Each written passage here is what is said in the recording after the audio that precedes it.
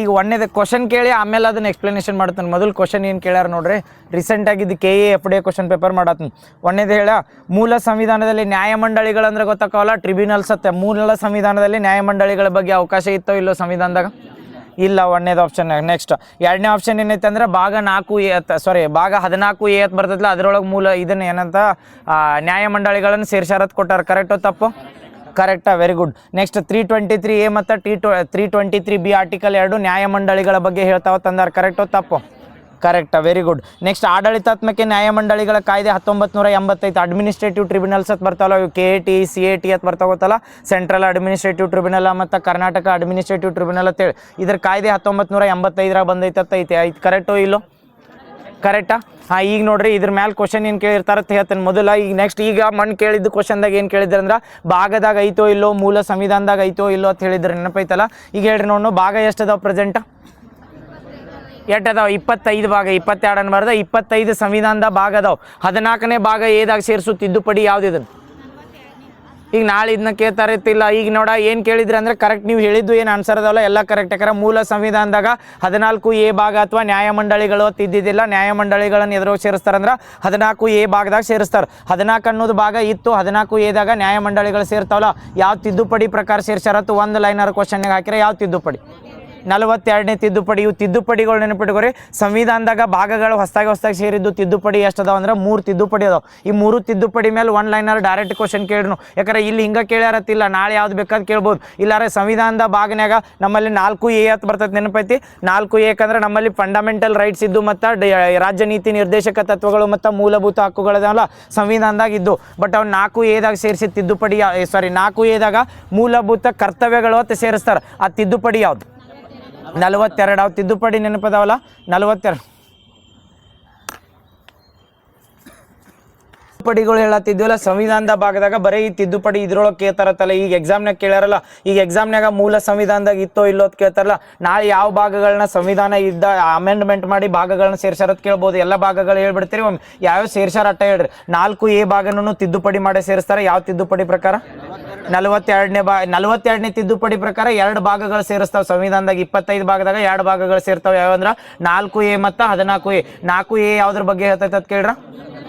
ಮೂಲಭೂತ ಕರ್ತವ್ಯಗಳ ಬಗ್ಗೆ ಹೇಳ್ತೈತಿ. 14A ಯಾವ್ದ್ರ ಬಗ್ಗೆ ಹೇಳ್ತೈತಿ ಅಂದ್ರೆ ಟ್ರಿಬ್ಯುನಲ್ಸ್ ಬಗ್ಗೆ ಹೇಳ್ತೈತಿ. Very good. ಇದಾದ್ಮೇಲೆ ನಾವು 3 ತಿದ್ದುಪಡಿಗಳು ಸಂವಿಧಾನದಾಗ ಭಾಗಗಳನ್ನ ಸೇರಿಸ್ತಾವಂದ್ರೆ 3 ನೆನಪಿಟ್ಕೊಂಡ್ಬಿಡ್ರಿ. 3 ತಿದ್ದುಪಡಿ ಮೇಲೆ ಯಾವಾಗ ಕೇಳ್ರು ಅಥವಾ ಯಾವ ಭಾಗದಾಗ ಯಾವ ತಿದ್ದುಪಡಿ ಪ್ರಕಾರ ಈ ಭಾಗ ಸೇರ್ಸಾರತ್ ಕೇಳ್ಬೋದು. ಈಗ ಯಾವ ಹೇಳ್ರಿ ಅಂದ್ರೆ 42ನೇ ತಿದ್ದುಪಡಿ ಪ್ರಕಾರ 2 ಭಾಗ ಹೇಳ್ರಲ್ಲ. 7ನೇ ಭಾಗ ಅಂತೂ ರದ್ದಾಗೈತಲ್ಲ. 9ನೇ ಭಾಗನ ಯಾವ ತಿದ್ದುಪಡಿ ಪ್ರಕಾರ ಸೇರಿಸ್ತಾರ? 9ನೇ ಭಾಗ ಪಂಚಾಯತ್ ಅನ್ನು ಸೇರಿಸ್ತಾರಲ್ಲ. 9ನೇ ಭಾಗದಾಗ ಯಾವ ತಿದ್ದುಪಡಿ? 73ನೇ ತಿದ್ದುಪಡಿ ಪ್ರಕಾರ ಯಾವ್ದಂದ್ರೆ 9ನೇ ಭಾಗ ಸೇರ್ತೈತಿ. 9A ಭಾಗ 74ನೇ ತಿದ್ದುಪಡಿ ಪ್ರಕಾರ ಯಾವ್ದು ಸೇರ್ತೈತೆ ಅಂದ್ರೆ 9A ಭಾಗ ಸೇರ್ತೈತಿ. ಅದ್ರ ಬಗ್ಗೆ ಹೇಳ್ತೈತೆ ಅಂದ್ರೆ ಮುನ್ಸಿಪಾಲಿಟೀಸ್ ಬಗ್ಗೆ. ಇನ್ನೊಂದು ಭಾಗ ಬರ್ತೈತಿ ಯಾವ್ದಂದ್ರೆ 9B. ಯಾವ್ದು 97ನೇ ತಿದ್ದುಪಡಿ. ಇವು ಎಷ್ಟು 4 ಅದೊಂದು ತಿದ್ದುಪಡಿಗಳು. 73, 74, 97, 42 ಮೂರಾದಲ್ಲ 4. ಹಾಂ, ಕರೆಕ್ಟ್. 4 ತಿದ್ದುಪಡಿ ಹಾಕವಲ್ಲ ಸಂವಿಧಾನದಾಗ ಭಾಗ. ಯಾಕಂದ್ರೆ ಮೂಲ ಸಂವಿಧಾನದಾಗ ಪಂಚಾಯತ್ ಇತ್ತೋ ಇಲ್ಲ ಅಂದ್ರೆ ಮೂಲ ಸಂವಿಧಾನದಾಗ ಪಂಚಾಯತ್ ಬಗ್ಗೆ ಮೆನ್ಷನ್ ಇದ್ದಿದ್ದಿಲ್ರಿ. ಭಾಗ 9ರಾಗ ಯಾವಾಗ ಸೇರಿಸ್ತಾರಂದ್ರೆ 1992ರಾಗ 93ರಾಗ 92ರಾಗ ಪಂಚಾಯತ್ ರಾಜ್ ಇನ್ಸ್ಟಿಟ್ಯೂಟ್ ಅಂತ ಮಾಡ್ತೀವಲ್ಲ 92. ಹಾಂ, 92ರಾಗ ಅದು ಎನ್ಯಾಕ್ಟ್ ಆಗಿ 93 ನೆನಪಿರ್ತಾವಲ್ಲ. ಒಮ್ಮೆ ಅಮೆಂಡ್ಮೆಂಟ್ ಹೇಳ್ರಿ. 42ನೇ ತಿದ್ದುಪಡಿ ಪ್ರಕಾರ ಯಾವ್ಯಾವ ಸೇರಿಸ್ತಾರಂದ್ರೆ 4A ಮತ್ತು 14A ಬಂದ್ರೆ 42ನೇ ತಿದ್ದುಪಡಿ ಪ್ರಕಾರ. ನೆಕ್ಸ್ಟ್ 73ನೇ ತಿದ್ದುಪಡಿ ಪ್ರಕಾರ ಬಂದಾಗ ಪಂಚಾಯತ್ಗಳು ಇದನ್ನ 73 74ನೇ ತಿದ್ದುಪಡಿ ಮುನ್ಸಿಪಾಲಿಟೀಸ್. ಇನ್ನೊಂದು ಯಾವ್ದು ಬಿಟ್ಟು 97ನೇ ತಿದ್ದುಪಡಿ ಪ್ರಕಾರ ಯಾವ್ದಂದ್ರೆ ಕೋಆಪರೇಟಿವ್. ನೆನಪಿಟ್ಕೋ. ಈಗ ಎದ್ರ ಸಂಬಂಧ ಹೇಳಂದ್ರೆ ಈಗ ನಾವು ಹೇಳಿದ್ವಿ ಯಾವ್ದಂದ್ರೆ ಟ್ರಿಬ್ಯುನಲ್ಸ್ ಅಥವಾ ನ್ಯಾಯಮಂಡಳಿಗಳು. ಇದ್ರೊಳಗೆ ಕೇಳಿದ್ ನೋಡ್ರಿ, ಅವ್ರು ಕೇಳಿದ್ದು ಇಷ್ಟ ಕೇಳಿದ್ರಿ ಯಾವ್ದಂದ್ರೆ ಟ್ರಿಬ್ಯುನಲ್ಸ್ ಇರ್ತಾವ ಅಥವಾ ಅಡ್ಮಿನಿಸ್ಟ್ರೇಟಿವ್ ಟ್ರಿಬ್ಯುನಲ್ ಅಂತ ಬರ್ತಾವ ಅಂದ್ರೆ 2 ಆರ್ಟಿಕಲ್ ಬರ್ತಾವ. ಟ್ರಿಬ್ಯುನಲ್ ಅಥವಾ ನ್ಯಾಯಮಂಡಳಿಗಳು ಅಂದ್ರೆ 2 ಆರ್ಟಿಕಲ್ ಯಾವ ಹೇಳ್ರಿ? 323A ಮತ್ತು 323B ಐತಲ್ಲ. ಇದ್ರೊಳಗೆ ಇಷ್ಟ ಕೇಳಿದ್ದಲ್ಲ ಆರ್ಟಿಕಲ್. ನಾಳೆ ಏನು ಕೇಳ್ಬೋದು ಅಂದ್ರೆ 323A ಮತ್ತು 323B ದಾಗ ಯಾವ್ದು ಇದ್ರೊಳಗೆ ಅಡ್ಮಿನಿಸ್ಟ್ರೇಟಿವ್ ಟ್ರಿಬ್ಯುನಲ್ ಬಗ್ಗೆ ಹೇಳ್ತೈತಿ ವಿಧಿ? ಎಸ್ 323A ಒಂದು ಅಡ್ಮಿನಿಸ್ಟ್ರೇಟಿವ್ ಅಂದ್ರೆ ಗೊತ್ತಾಗತ್ತಲ್ಲ, ಆಡಳಿತಾತ್ಮಕ ನ್ಯಾಯಮಂಡಳಿಗಳ ತರ. ಆಡಳಿತಾತ್ಮಕ ನ್ಯಾಯಮಂಡಳಿಗಳಂದ್ರೆ ಏನ, ನಮ್ಮಲ್ಲಿ ಏನು ಸಿವಿಲ್ ಸರ್ವೆಂಟ್ ಅಥವಾ ಗೌರ್ಮೆಂಟ್ ಇದನ್ನ ಇರ್ತಾರಲ್ಲ ಎಂಪ್ಲಾಯ್ಗಳು, ಅವ್ರು ಏನ್ ಮಾಡ್ತಾರೆ ಅಂದ್ರೆ ಅವ್ರಿಗೆ ಏನಾರ ಅಡ್ಮಿನಿಸ್ಟ್ರೇಷನ್ದಾಗ ಅಥವಾ ಏನಾರ ಅಬ್ಸೆಂಟ್ ಆಗಲಿ, ಏನಾರ ಅವ್ರ ಮೇಲೆ ಕರಪ್ಷನ್ ಚಾರ್ಜಸ್ ಆದವು ಅಂತೇಳಿ ಅವ್ರು ಎಲ್ಲಿ ಹೋಗ್ತಾರೆ ಅಂದ್ರೆ ನ್ಯಾಯಮಂಡಳಿಗಳ ಕಡೆ ಹೋಗ್ತಾರೆ. ಯಾವ್ದಂದ್ರೆ ಆಡಳಿತಾತ್ಮಕ ನ್ಯಾಯಮಂಡಳಿಗಳು ಅಂತೇಳಿ. ಸ್ಟೇಟ್ದಾಗ ಒಂದು ಆಡಳಿತಾತ್ಮಕ ನ್ಯಾಯಮಂಡಳಿ ಬರ್ತೈತೆ, ಮತ್ತು ಇನ್ನೊಂದು ಸೆಂಟ್ರಲ್ದಾಗ ಕ್ಯಾಟಾ ಮತ್ತು ಇದನ್ನ KAT ಅಂತ ಬರ್ತೈತೆ, ಕರ್ನಾಟಕ ಅಡ್ಮಿನಿಸ್ಟ್ರೇಟಿವ್ ಟ್ರಿಬ್ಯುನಲ್. ಸ್ಟೇಟ್ ಇದೆ, ಸೆಂಟ್ರಲ್ದಾಗ ಬಂದ್ರೆ ಸೆಂಟ್ರಲ್ ಅಡ್ಮಿನಿಸ್ಟ್ರೇಟಿವ್ ಟ್ರಿಬ್ಯುನಲ್ ಅಂತ. ಮತ್ತೆ ಈಗ ಒಂದೇದು ಆತಿದೆ 243A ಆರ್ಟಿಕಲ್, 2 ಆರ್ಟಿಕಲ್ ಬರ್ತಾವೆ, 2 ತಿಳ್ಕೊಂಡವ್ರಿ. 243A ಆರ್ಟಿಕಲ್ ಬರ್ತೈತಿ. ನೀವು ಓನ್ಲಿ ಏನಂದ್ರೆ ನ್ಯಾಯಮಂಡಳಿಗಳು ಎದಕ್ಕೆ ಇರ್ತಾವೆ ಅಂದ್ರೆ ಅಡ್ಮಿನಿಸ್ಟ್ರೇಟಿವ್ ಅಥವಾ 323 ನೈಟ್ ಹೇಳಿ ಉಲ್ಟಾ 323 ಆರ್ಟಿಕಲ್ A ಅಂತ ಬರ್ತೈತಲ್ಲ, ಅದೇನ್ ಹೇಳ್ತೈತೆ ಅಂದ್ರೆ ಓನ್ಲಿ ನ್ಯಾಯಮಂಡಳಿಗಳು ಎದಕ್ಕೆ ಸಂಬಂಧಿಸ್ತಾವ ಅಂದ್ರೆ ಆಡಳಿತಾತ್ಮಕ ನ್ಯಾಯಮಂಡಳಿಗಳು ಬಂದಾಗ ಎದ್ರು ಬರ್ತೈತೆ ಅಂದ್ರೆ 323A ದಾಗ ಬರ್ತೈತೆ. ಈಗ 323B ಆರ್ಟಿಕಲ್ ಐತಲ್ಲ, ಅದ್ರದ್ದು ವಿಶೇಷತೆ ಏನು ಹೇಳ್ರಿ, 2 ಆರ್ಟಿಕಲ್ ಅಂತ ಹೇಳಿ ಇವಕ್ಕೂ ನ್ಯಾಯಮಂಡಳಿಗಳು ಬರ್ತಾವೆ. ಇಲ್ಲಾರ ನಾ ಕೇಳ್ಬೋದು, ನ್ಯಾಷನಲ್ ಗ್ರೀನ್ ಟ್ರಿಬ್ಯುನಲ್ ಐತಲ್ಲ, ಇದು ಯಾವ ಒಂದು ಭಾಗದಾಗ ಬರ್ತೈತೆ ಅಂದ್ರೆ ಯಾವುದೋ ಆರ್ಟಿಕಲ್ ಸಂಬಂಧ ಬರಂಗಿಲ್ಲ, ನೆನಪಿಟ್ಕೋರಿ. ನ್ಯಾಷನಲ್ ಗ್ರೀನ್ ಟ್ರಿಬ್ಯುನಲ್ ಅನ್ನೋದು ಏನಂದ್ರೆ ಅದೊಂದು ಕಾಯ್ದೆ ಐತಿ, ಕಾಯ್ದೆ ಮುಖಾಂತರ ಸ್ಥಾಪನೆ ಮಾಡ್ತಾರೆ 2010 ಮುಖಾಂತರ. ಬಟ್ ಇದು 323B ದಾಗ ಬರ್ತೈತಲ್ಲ, ಇದ್ರ ಮೇಲೆ ನಾಳೆ ಎಲ್ಲರ ಕ್ವಶನ್ ಕೇಳ್ರೆ ನೆನಪಿಟ್ಕೋರಿ, ಇದು ಅಡ್ಮಿನಿಸ್ಟ್ರೇಟಿವ್ ಅಥವಾ ಆಡಳಿತಾತ್ಮಕ ನ್ಯಾಯಮಂಡಳಿಗೆ ಸಂಬಂಧ ಬರಂಗಿಲ್ಲ.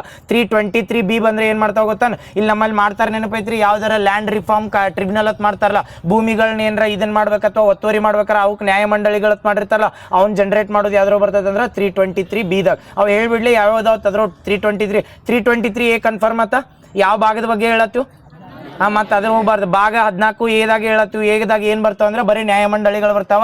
ಆ ನ್ಯಾಯಮಂಡಳಿಗಳದಾಗ ಯಾವ ಬರ್ತಾವ ಅಂದ್ರೆ ಒಂದು ಸೆಂಟ್ರಲ್ ಅಡ್ಮಿನಿಸ್ಟ್ರೇಟಿವ್ ಟ್ರಿಬ್ಯುನಲ್ ಬರ್ತೈತಿ, ಒಂದು ಸ್ಟೇಟ್ ಅಡ್ಮಿನಿಸ್ಟ್ರೇಟಿವ್ ಟ್ರಿಬ್ಯುನಲ್ ಬರ್ತೈತಿ. ಈ ಅಡ್ಮಿನಿಸ್ಟ್ರೇಟಿವ್ನ ಟ್ರಾನ್ಸ್ಪರೆನ್ಸಿ ಮಾಡ್ಬೇಕಂತ ಯಾವ ಇಯರ್ದಾಗ ಕಾಯ್ದೆ ಮಾಡ್ತಾರೆ ಅಂದ್ರೆ 1985 ಅದ ಅಡ್ಮಿನಿಸ್ಟ್ರೇಟಿವ್ ಕಾಯ್ದೆ ಅಂತ, ಬರೀ ಅಡ್ಮಿನಿಸ್ಟ್ರೇಟಿವ್ ಕಾಯ್ದೆ ಅಂತ ಬರ್ತೈತಿ. ಈಗ 323B ಬಗ್ಗೆ ಹೇಳ್ತಾನೆ ನೋಡಿ, ಯಾವ ಬರ್ತಾವತ್ತ ಅದ್ರ ಟ್ಯಾಕ್ಸೇಷನ್ ಸಂಬಂಧ ಏನ್ರ ನಮ್ಮಲ್ಲಿ ಏನ್ರ ಸ್ಟೇಟ್ ಒಳಗೆ ಟ್ಯಾಕ್ಸ್ಗಳು ಜಾಸ್ತಿ ಆಗ್ತಿದ್ರ ತಿಳ್ಕೊರಿ. ಆ ಟ್ಯಾಕ್ಸ್ ಮೇಲೆ ಯಾವ್ದಾರ ಒಂದು ನ್ಯಾಯಮಂಡಳಿಗೆ ಹೋಗ್ಬೇಕಾರೆ ಅದ್ರ ಮೇಲೆ ನ್ಯಾಯಮಂಡಳಿನ ಫಾರ್ಮ್ ಮಾಡ್ಬೋದು. ಯಾವ್ದು ಆರ್ಟಿಕಲ್ ಅಂಡರ್ ಅಂದ್ರೆ 323B ಅಂಡರ್. ನಾಳೆ ಎಲ್ಲರ ಡೆಪ್ತ್ ಆಗಿ ಕೇಳಿದಾಗ ಅಥವಾ ಕ್ವಶನ್ ಡೈರೆಕ್ಟ್ ಕೇಳ್ಬೋದು. 323A ಮತ್ತು 323B ಆರ್ಟಿಕಲ್ ಅಂತ ಕೊಟ್ಟಿರ್ತಾನ, ಕೊಟ್ಟಿದ್ರೊಳಗ ಇದನ್ನ ಆಡಳಿತಾತ್ಮಕ ಮಂಡಳಿಗಳನ್ನ ಸ್ಥಾಪನೆ ಮಾಡೋದ ಯಾವ ವಿಧಿ ಒಳಗೆ ಹೇಳ್ಯಾರತ್ತಂದ್ರ 323A ದಾಗ ಕನ್ಫರ್ಮ್ ನೆನಪಿಟ್ಕೊಂಡ್ಬಿಟ್ರಿ. ಆಡಳಿತಾತ್ಮಕ ಬಂದ್ರೆ ಎದುರು ಬರ್ತೈತೆ ಅಂದ್ರೆ 323A ದಾಗ ಬರ್ತೈತೆ. 323B ಐತಲ್ಲ ಅದು ಆಡಳಿತ ನ್ಯಾಯಮಂಡಳಿಗಳು ಬರ್ತೈತೆ, ಅದು ಆಡಳಿತಕ್ಕೆ ಸಂಬಂಧ ಬರಂಗಿಲ್ಲ.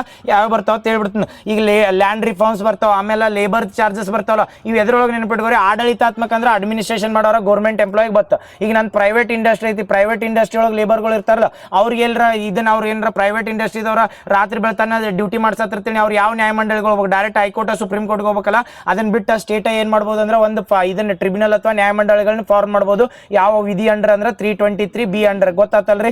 ಗೊತ್ತಾದ್ವಲ್ಲ ಎರಡು ನ್ಯಾಯಮಂಡಳಿಗಳ ಬಗ್ಗೆ ಕೇಳಿದಾಗ. ಇನ್ನೊಂದು ಏನ್ ಕೇಳ್ಬೋದು ಅಂದ್ರೆ ಈ ನ್ಯಾಯಮಂಡಳಿಗಳು ವರದಿ ಕೊಟ್ಟಿರ್ತಾರ ತಿಳ್ಕೊ. ನಾ ಈಗ ಹೋಗಿನಿ ಯಾವ್ದಂದ್ರೆ ನಾ ಸ್ಟೇಟ್ ಗೌರ್ಮೆಂಟ್ ಎಂಪ್ಲಾಯ್ ಇದೀನಿ, ನನಗೆ ಏನಾರ ಅನ್ಯಾಯ ಆಗೈತಿ ಅಥವಾ ನನ್ನ ಕೆಲಸದಿಂದ ತೆಗೆದು ಹೋಗಿರ್ತಾರೆ, ಅವಾಗ ನಾವ್ ಎಲ್ಲಿ ಹೋಗ್ತೀವಿ ಅಂದ್ರೆ ಮೊದಲು ಪ್ರಿಫರೆನ್ಸ್ ಕೊಡೋದ ಕರ್ನಾಟಕ ಅಡ್ಮಿನಿಸ್ಟ್ರೇಟಿವ್ ಅಥವಾ ಕರ್ನಾಟಕ ಆಡಳಿತಾತ್ಮಕ ನ್ಯಾಯಮಂಡಳಿಗೆ ಹೋಗಿರ್ತೀರಿ. ಅಲ್ಲಿ ನನಗೆ ಕೊಡ್ಲಿಲ್ಲ ಅಥವಾ ಇದನ್ನ ಕೊಡ್ಲಿಲ್ಲ ಅಂತೇಳಿ ಅದನ್ನ ಕ್ವಶನ್ ಮಾಡ್ಬೋದೋ ಇಲ್ಲೋ, ಜುಡಿಷಿಯಲ್ ರಿವ್ಯೂ ಮಾಡ್ಬೋದೋ ಇಲ್ಲೋ, ಯಾವ್ದ ಮಾಡ್ಬೋದೋ ಇಲ್ಲೋ, ಜುಡಿಷಿಯಲ್ ರಿವ್ಯೂ ಮಾಡ್ಬೋದು. ನೆನಪಿಟ್ಕೋರಿ. ಯಾಕಂದ್ರೆ KAT ದಾಗಲಿ CAT ದಾಗಲಿ ನಮಗೆ ನ್ಯಾಯ ಸಿಗಲಿಲ್ಲ ಅಂತೇಳಿ ಏನಂದ್ರೆ ಜುಡಿಷಿಯಲ್ ರಿವ್ಯೂ ಅಪ್ಲೈ ಆಕೈತೆ. ಅದಕ್ಕೊಂದು ಪ್ರಕರಣ ಬರ್ತೈತಿ, ಯಾವ್ದಂದ್ರೆ ಎಲ್ ಕುಮಾರ್ ಪ್ರಕರಣ ಅಂತ ಬರ್ತೈತಿ. ಯಾವ್ದು ಹೇಳ್ತಂತಡ್ರಿ,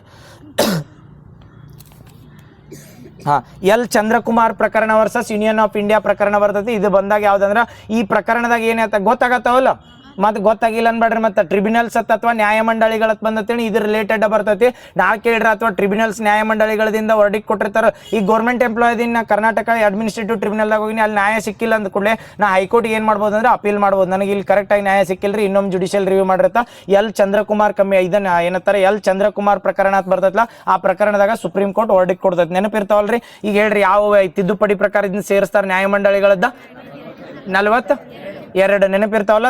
ಇವು ಎಲ್ಲ ಬಂದ್ರೆ ಇದ್ರೊಳಗೆ ಬರ್ತಾವ ನೋಡಿ. ಇನ್ನೊಂದು ಏನಂದ್ರೆ ಇದ್ರೊಳಗೆ ಎಲ್ಲರ ನಾಳೆ ಕೇಳ್ತಾರೆ ಈ ಟ್ರಿಬ್ಯುನಲ್ದಾಗ ಆರ್ಮಿದವ್ರು ಅದು ಹೋಗ್ಬೋದು ಇಲ್ಲೋ, ಆರ್ಮ್ಡ್ ಫೋರ್ಸಸ್ದವ್ರು. ಈಗ ನಮ್ಮಲ್ಲಿ ಇಂಡಿಯನ್ ಆರ್ಮಿದಾಗ ಅದಾರ ತಿಳ್ಕೊ. ಇಂಡಿಯನ್ ಆರ್ಮಿದವ ಕರ್ನಾಟಕಕ್ಕೆ ಬಂದಿರ್ತಾನೆ, ಅವ ಇಂಡಿಯನ್ ಆರ್ಮಿದವ ನಾಳೆ ನನಗೆ ಅವ ಆರ್ಮಿದಿಂದ ಏನ್ರ ಆತತ್ತೇಳಿ ಅವ್ ಡೈರೆಕ್ಟ್ ಯಾವ್ದಾರ ಸೆಂಟ್ರಲ್ ಅಡ್ಮಿನಿಸ್ಟ್ರೇಟಿವ್ ಟ್ರಿಬ್ಯುನಲ್ ಅಥವಾ ಸ್ಟೇಟ್ ಅಡ್ಮಿನಿಸ್ಟ್ರೇಟಿವ್ ಟ್ರಿಬ್ಯುನಲ್ಗೆ ಹೋಗ್ಕಾನೋ ಇಲ್ಲೋ, ಬರಂಗಿಲ್ಲ. ನೆನಪಿಟ್ಕೋರು. ಅಡ್ಮಿನಿಸ್ಟ್ರೇಟಿವ್ ಟ್ರಿಬ್ಯುನಲ್ದಾಗ ಏನಂದ್ರೆ ಎಕ್ಸ್ಕ್ಲೂಡ್ ಮಾಡಿರ್ತಾರೆ, ಇಂಡಿಯನ್ ಆರ್ಮಿಗಳೆಲ್ಲ ಎಕ್ಸ್ಕ್ಲೂಡ್. ಇವು ಹೇಳಿಕೆ ಟೈಪ್ನಾಗ ಕೇಳಿರ್ತಾರ, ಲೆಂದಿ ಆಗತ್ತೈತೆ ಮತ್ತೆ ಬೇಸರ ಮಾಡ್ಕೊಂಡಿರಿ. ನೆನಪಿಡ್ತೈತಲ್ಲ. ನೆಕ್ಸ್ಟ್ ಇದ್ರ ರಿಲೇಟೆಡ್ ಬಂದ್ರೆ ಇಷ್ಟ ಬರ್ತೈತೆ ನೋಡ್ರಿ. ನ್ಯಾಯಮಂಡಳಿಗಳತ್ ಬಂದ್ರೆ ಯಾವ ಭಾಗದಾಗ ಬರ್ತಾವತ್ತಂದ್ರ 14A ಭಾಗದಾಗ ಯಾವ್ಯಾವ ಎರಡು ಆರ್ಟಿಕಲ್ ಹೇಳ್ತಾವಂದ್ರ 323A ಮತ್ತು 323B. ಇದ್ರೊಳಗ ಆಡಳಿತಾತ್ಮಕ ನ್ಯಾಯಮಂಡಳಿಗಳ ಬಗ್ಗೆ ಹೇಳೋದು ವಿಧಿ ಯಾವ್ದಂದ್ರ 323 ಇದ್ರ ಬಗ್ಗೆ ಎಲ್ಲರ ಲ್ಯಾಂಡ್ ರಿಫಾರ್ಮ್ ಅಥವಾ ಸ್ಟೇಟ್ ಲೆವೆಲ್ಗೆ ಯಾವ್ದಾರ ಎಕ್ಸ್ಚೇಂಜ್ ಏನಾರ ಆಗಲಿ ಟ್ಯಾಕ್ಸೇಷನ್ದಾಗಲಿ ಇವಕ್ಕೆಲ್ಲರ ಇದನ್ನು ನ್ಯಾಯಮಂಡಳಿಗಳನ್ನ ಫಾರ್ಮ್ ಮಾಡ್ರೆ ಯಾವ ಆರ್ಟಿಕಲ್ ಅಂಡರ್ ಮಾಡಿರ್ತಾರ ಅಂತ ಕೇಳ್ರ ಆ ಆರ್ಟಿಕಲ್ ಇವು ನ್ಯಾಯಮಂಡಳಿಗಳದ್ದು ವರದಿಗಳನ್ನ ಅಥವಾ ಪ್ರಕರಣಗಳನ್ನು ನಾವು ಜುಡಿಷಿಯಲ್ ರಿವ್ಯೂಗೆ ಅಪ್ಲೈ ಮಾಡ್ಬೋದೋ ಇಲ್ಲೋ ಅಂದ್ರೆ ಮಾಡ್ಬೋದು. ಇದು ನೆನಪಿರ್ತೈತಲ್ರಿ. ಓಕೆ ಹಾಂ, ಎಲ್ ಚಂದ್ರಕುಮಾರ್ ಕಮಿಟಿ. ನೆಕ್ಸ್ಟ್ ಇದು ಇನ್ನೊಂದು ಕ್ವಶನ್. ಸರಿ, ಈಗ ಏನನ್ನಿ ಕಮಿಟಿಯನ್ನ ಎಲ್ ಚಂದ್ರಕುಮಾರ್ ಪ್ರಕರಣ. ಈಗ ನೆಕ್ಸ್ಟ್ ಒಂದು ಕ್ವಶನ್ ಕೇಳ್ಯಾರ, ನೀತಿ ಇವು ಅಧ್ಯಕ್ಷತೆ ಕೇಳ್ಯಾರ, ಯಾರು ಅಧ್ಯಕ್ಷರು ಇರ್ತಾರ ಅಂತೇಳಿ. ನೀತಿ ಆಯೋಗದ ಅಧ್ಯಕ್ಷರು ಯಾರು ಇರ್ತಾರ? ಪ್ರಧಾನಮಂತ್ರಿ ಇರ್ತಾನೆ. ಉಪಾಧ್ಯಕ್ಷ ಯಾರು ಇರ್ತಾರಂದ್ರೆ ಒಬ್ರು ಡಿಫಾಲ್ಟ್ ಆಗಿ ಸೆಲೆಕ್ಟ್ ಮಾಡಿಬಿಟ್ಟಿರ್ತಾರೆ. ನೀತಿ ಆಯೋಗದ ಉಪಾಧ್ಯಕ್ಷರ ಪ್ರೆಸೆಂಟ್ ಯಾರದಾರ?